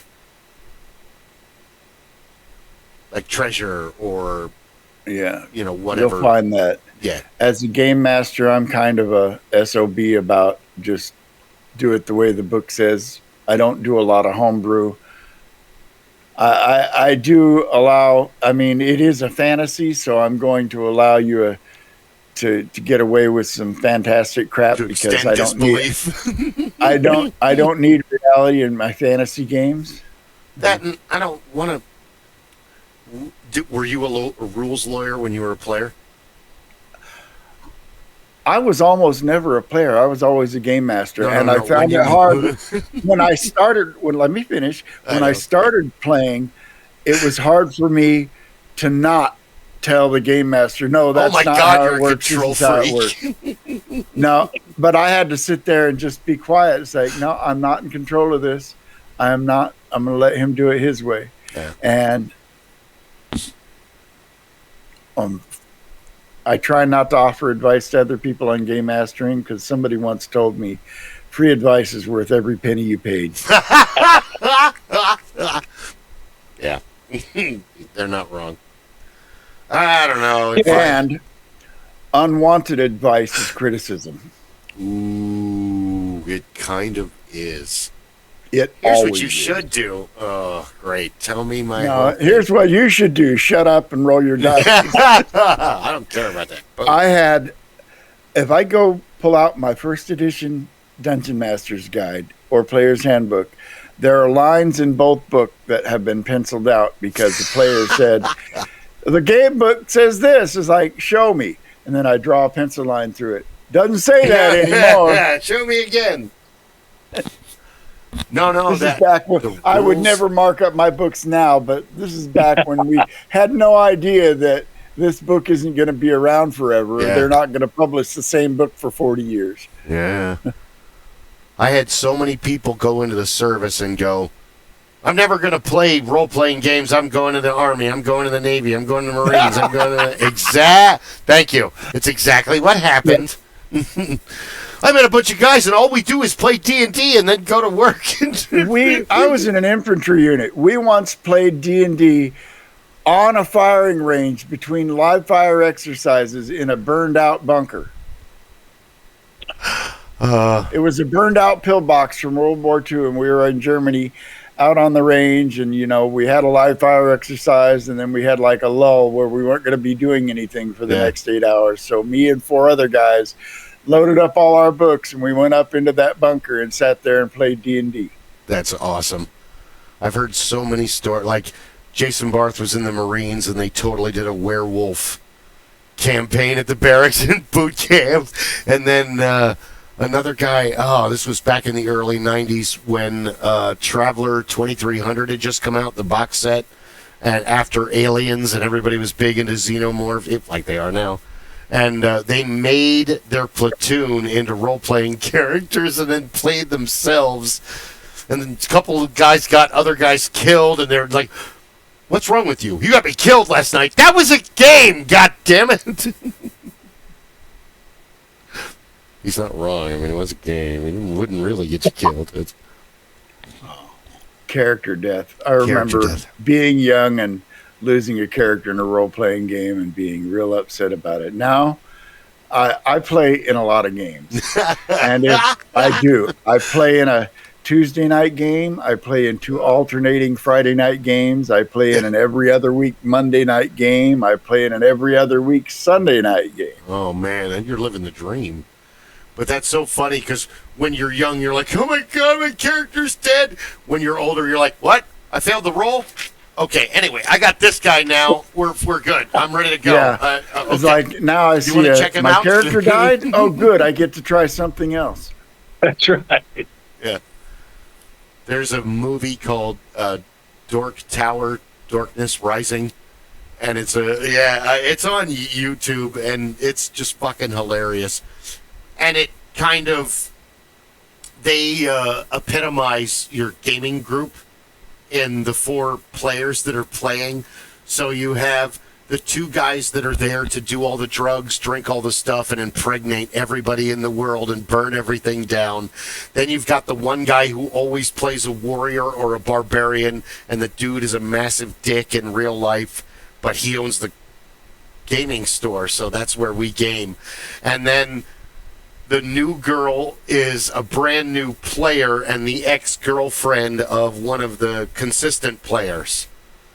So they go through the whole thing, and they give the guy who plays a warrior so much shit that he decides to step out of his box and play a bard. And through the game, all his bards keep getting killed. So instead of going back to being a warrior. He just keeps making more bards. So they get to the end of the movie and he keeps getting killed. So there's this pile of dead bodies. Because players never see it as a DM. They see the game as first-person shooter. They're not looking at it as a DM who's like, you just resurrected. Your body is going to be right, never mind. I'll just go along with it. At one point, he has like people that work for him, and he starts yelling at them, and they create like 20 bards apiece to make these look. He's trying to create the perfect bard. It's very dumb. I'll send you the link. It's really silly. I've seen it like 5 times now. And it's that perfect thing where the dude that you play with that never gets laid always plays the character, and he has a high charisma on purpose, and he's usually like a powerful kind of character. And then he hits on every unsuspecting wench. And so then he has to come back he puts a girdle on or something, and it's one of those gender switches, so he's now a woman. But he hasn't changed at all. He's still hitting on all the... Well, she doesn't react to you because you're a woman. Oh, yeah, that's right. I remember I gave that magic item out to one of my player characters. He was so angry at me for that. What? It's like you're like your sister. It's just you in a dress. It happened to me. I was playing a character, a goblin mage called Mogo. Nice. And after he got switched, he's like, I'm not Mogo anymore. I'm Go-Go now. Go. I'm going to make money. Bye.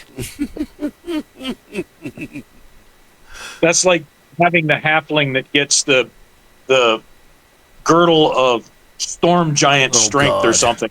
Oh, yeah, here we go. This one's going to be fun. There's so many awesome bad things to give to players to trick them. And we're searching for the head of Vecna. Oh, I'm sure you are.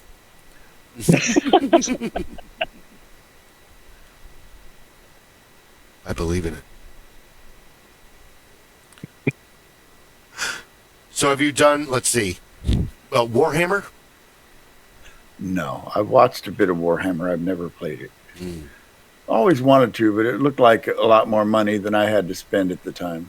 Oh, yeah. God, you're right. Where they get you in the RPGs with books, Warhammer gets you in the little figurines and the books. And then you have to paint them. Yeah, the unit battle games get so expensive having to buy the units and the armies and all the rest of that stuff. My boys got really involved in hordes. So when that series came out, they loved hordes because I was doing a lot of painting. So I'd buy them this unit and that unit, and they really enjoyed it because the gameplay was pretty quick for them, and they didn't have to have the books necessarily because each of your units and your special characters had the stat cards, and they had some pretty good detail for the boys to play off of. So that helped them, and they did really well. And it was a lot of fun, but now they're starting to miss it. It's been, 15 years, maybe a little longer than that since they've played. Yeah. That's awesome. Now role-playing games get passed on to the next generation. I started kind of... At one point, we were playing a whole lot of D&D or Star Wars, and Cookie was DMing, or I would DM Shadowrun, and we started playing that. That game lasted like 5 years. And then at one point, Gabe kind of left all of... did it happen in the late 90s or the early 2000s? D&D started coming out with those like hero clicks. Oh yeah, the D&D did Mage Knight, which here was okay. Mage Knight was first, and then Hero Clicks evolved from Mage Knight. But Hero Clicks were based on I think Marvel Heroes at first, and then they branched out into DC Heroes, and then they branched out into some other ones. I have a couple of hero clicks here that are actually hero clicks of characters from the MMO City of Heroes. Really? Yeah, we bought a City of Villains box set, and it came with a hero click of one of the bad guys that I still have around somewhere. That's awesome. No, he left like boxes of those Mage Knight all over, because we were gaming. So before Hannah even put pencil to paper for gaming, she was already in school. But what do I do with these? Well, and I've set up a bunch of pillows and like, okay, here's your adventurers, and they're walking here, and these are goblins and orcs, and they're going to ambush them. And then I just kind of left the room and let her have her own strategic warfare. You read books, you've seen enough movies and shows, you know what happens next.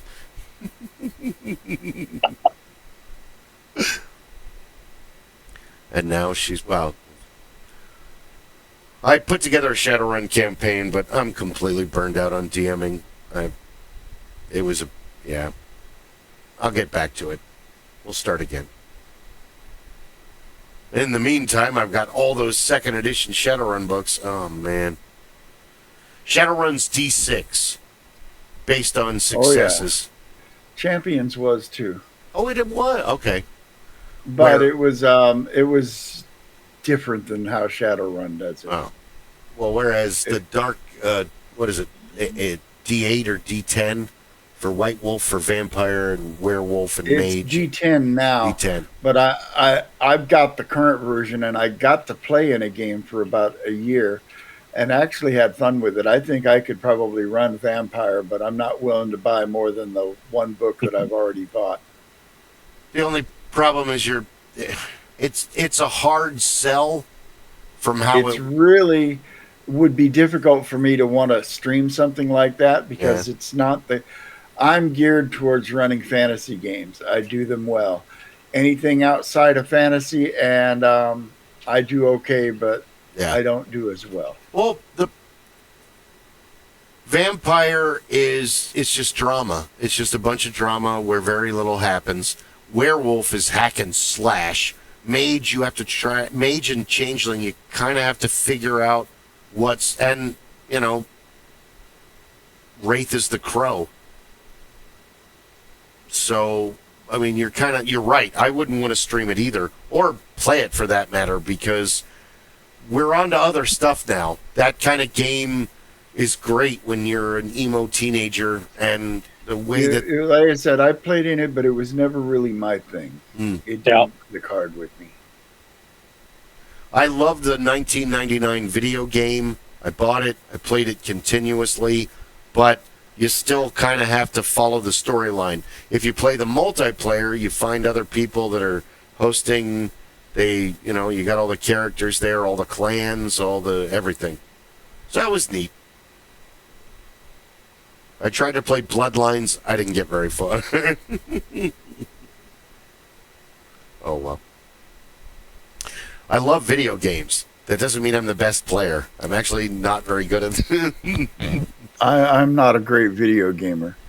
I mean, I'm a good video gamer, but I'm not a great video gamer. My wife, she's a great video gamer. She's better than me at almost every game we play. I understand. Well, even, you guys are playing Conan all the time and Dune, and that's good stuff. I still run a Conan server if you want to play. I got to reinstall the game and everything. I need a total upgrade, but I just do not have the funds. That's the only thing that's holding me back. Like most things, that's the only thing that's holding me back. You guys are getting tired? Oh, I'm always tired.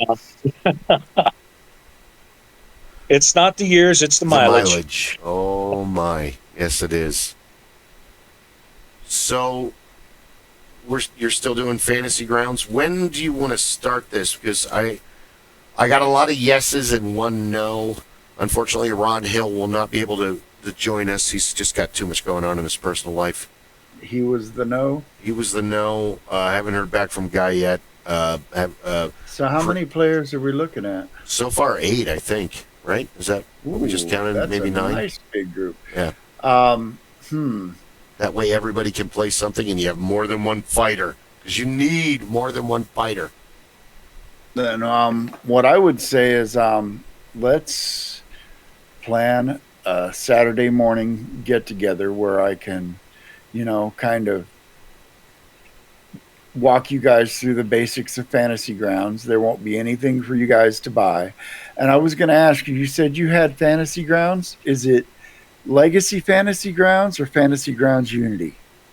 I think it's just Legacy Fantasy Grounds. Paul got us after you got it, and it was a domino effect. I had it. Yeah, I had it for a long time. I'm wondering if Paul got you the new one, because if you'll want to uninstall the one that you had and install the updated version. But you'll want to completely It is on Steam, but I wouldn't go through Steam to do it. You can go directly through Fantasy Grounds. I'll have links to all of that.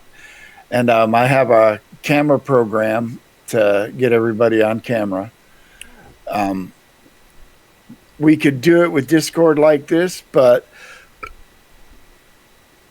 I don't know if you watched any of the streams I have on my YouTube channel. I've got a way of displaying the tabletop so the audience can see it and have everybody on cameras at the same time. I have an overlay. Unfortunately, with Discord, your picture, somebody joins the channel and where the pictures are all shift. Yeah. So I've got another program that locks the cameras into place, and it's real easy to use. I really don't know what I'm doing with Discord and OSB, so even though I've been doing this for 3 years, I just kind of pick it up as I go along. I could not help you with OBS because I use a different program for my streaming. Yes. I use a different program for streaming, XSplit, but it's not a free one, so most people don't use it. Well, no, I would only need to do OBS because, yeah, if I'm hosting the stream, all you guys are going to need is your camera links. And I assume we're going to be doing it on this channel? Yeah. On your Twitch? Yours or whatever you want to do. I mean, I'd like to. I'm going to stream it anyway. Sorry, but, No, you go right ahead. No, I didn't mean it like that. Sorry.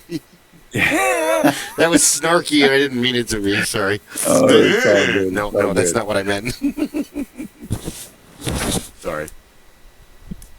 Go ahead. But yeah, if we can get everybody together just to have a talk about it. If we have enough people, I'd almost want to divide it up into 2 groups, but I don't want to do that because then that limits the amount of time we get to game. But optimally, if we're going to do a large group game, I'd like to do it once a month and do a long, 4 or 5 hours. Only 5 hours? 5, maybe 6. After about 6, my butt starts to go numb and I'll want to get out of my chair. We'll have intermission.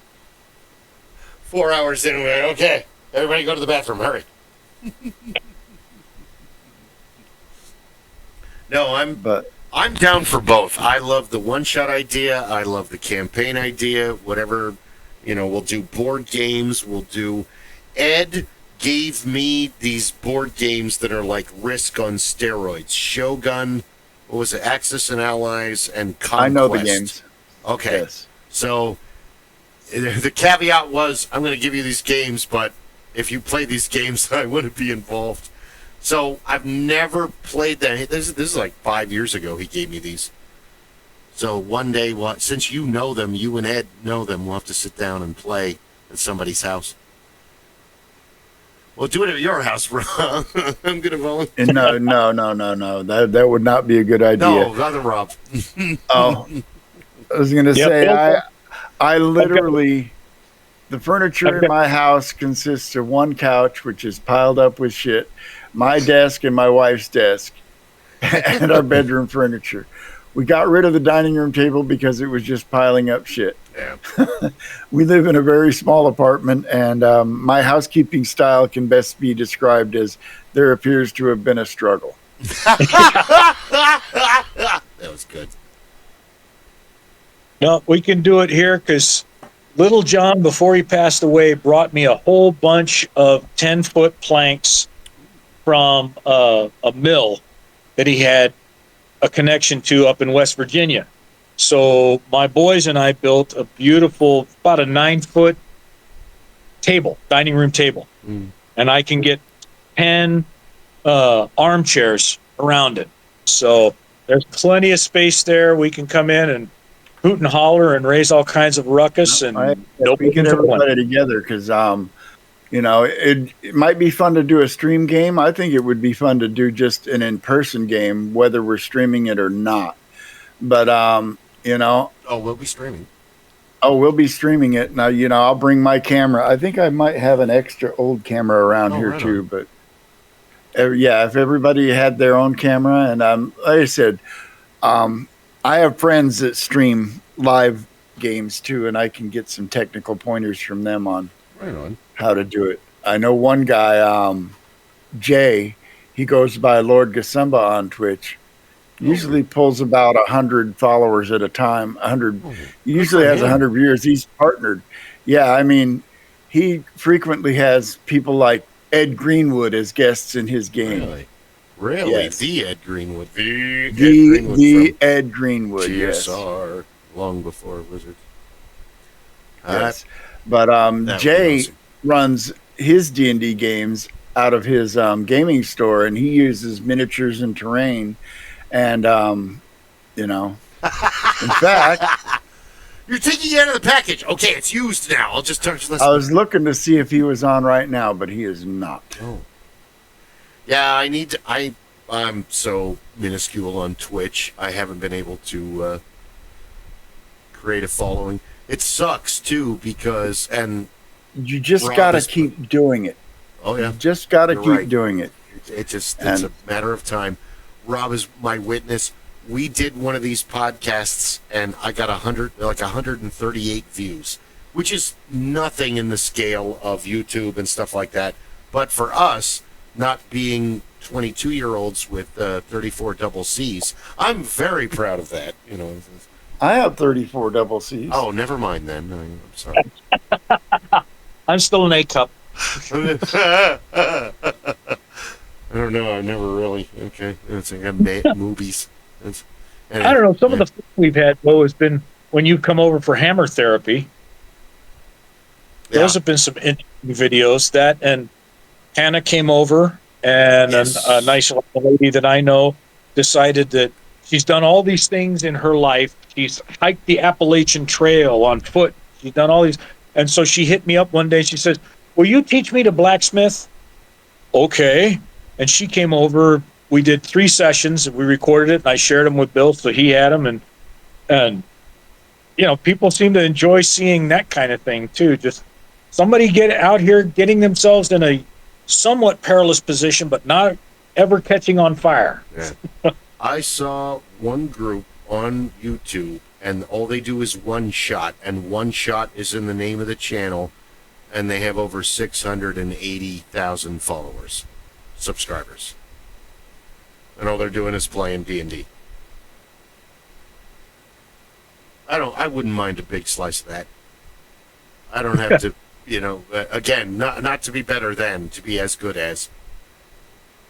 Well, when it's games like what we've been talking about, like what you were talking about, Rob, where it's everybody can come, you can have fun, you can be yourself, you can enjoy it, and it's the kind of games that I remember when we were younger, and it was, you know, pizza and Jolt Cola and 8 hours, and everybody was in halfway into it. You got into the giggles, and you were having fun. Everybody was, you know, breaking each other's chops, but having a good time doing it. That's the kind of thing I think most folks like to watch, is see that, remember it, because all of the D&D players that I know remember that kind of a game or that kind of a group that they were a part of. And they had a great time, and they long to find that again, where you can go, you can have a good time, everybody's having a lot of fun, you get to play your characters, and you get to play them kind of goofy if you want to, if everybody's willing to play on it, but you never get too lost one way or the other. Like Bill was talking about, you don't find the rules lawyer And you don't find the guy who's just causing trouble to cause trouble. Everybody's just having a good. Yeah. Yeah, I have zero tolerance for. I was streaming a game for the Troll Lords. Troll Lord Games publishes the Castles and Crusades, and up until my schedule changed, I was streaming a Sunday game on their channel for them, and I had to kick a player off because he was, just disruptive. He was being sexist towards one of the other players to the point where she completely shut down on stream, at which point he also, at every opportunity went against the narrative, fought against the narrative. And, I don't mind if you, go off script now and then, but I'm trying to tell a story. Don't fight the story. We'll have more fun if you don't fight the story. Yeah. And especially with a streamed game, there's two ways you can go. You can either just, we can have our wild game and do all the crazy stuff we normally do, or we can be somewhat scripted like Critical Role. And, I don't consider that so much a streamed game as it's a TV show about actors and writers, and it's D&D themed. Long ago. It gives an unreal expectation of what a D&D game is. Yeah. It really does. Yeah. But that being said, between them and the advent of 5th edition D&D, role-playing games have kind of finally hit that renaissance that, when 3rd edition D&D came out, it started to happen, but 3rd edition D&D was too insular and too dependent on system mastery. And after a while, it closed out getting new people involved in the hobby because it was so inaccessible. 4th edition D&D tried to go the other way with that, and they went too far and alienated a lot of the fan base, although I thought it was a great system. 5th edition D&D is basically 4th edition D&D with a different coat of paint on it, presented differently, but everything people hated in 4th edition D&D is still there in 5th edition D&D. They just changed the terminology. And everybody loves it. Yeah. He said it Everybody first. loves it. It's the same damn game. And it's actually a pretty good game in and of itself. And it brought a lot of new people into the hobby, and, it made role-playing games a mainstream hobby. When we were young, you didn't tell people you played D&D because they were like, the first thing out of their mouth is, isn't that satanic? Yeah. Isn't that the devil? Well, we kill devils. They're worth a lot of experience points. But other than that, no. Yeah, they always have platinum coins, and they're worth experience points. I want to level up. Find me a demon. Some magic item that's going to take my soul over, and my ego is not enough to defeat it. I agree, because it wasn't... Because especially you had this, not only the satanic panic, but you have the movie with what's his name and Tom Hanks, the Mazes and Monsters, which I have a copy of, and that was based on a real. Yeah, but it very badly misrepresented the actual facts. It had very little to do with actual D&D. That, and they found that kid. He was fine, just like in the movie. He was fine. He just had an episode. He's all right. He's okay now. But they made Tom Hanks crazy at the end of it. But then you had E.T.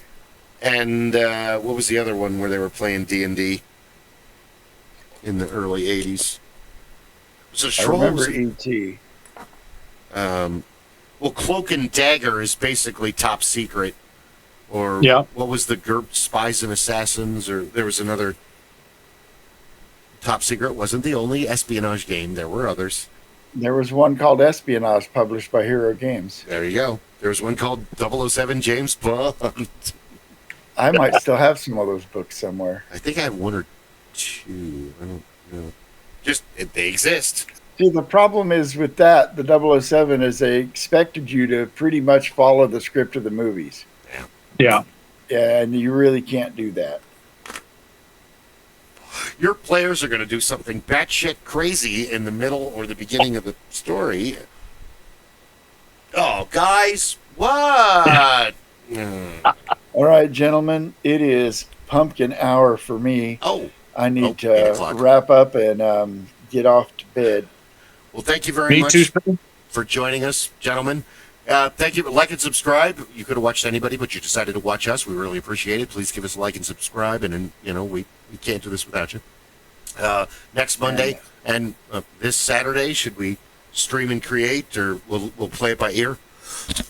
I will get back with you in the next day or two. I have to find out what the missus has going on for Saturday, so we don't step on anything that she's got going on, because she sometimes streams on Saturday too, and we don't want to be hogging up the bandwidth with 2 streams going on at the same time. Gotcha.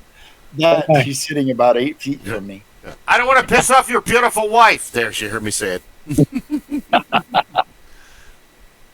That's not my goal at all. I was hoping you would join us. I should be around on Saturday, and I don't have anything going next Monday night, so I should be able to sit in with you, because my Monday night game is only every other week right now. Oh, right on.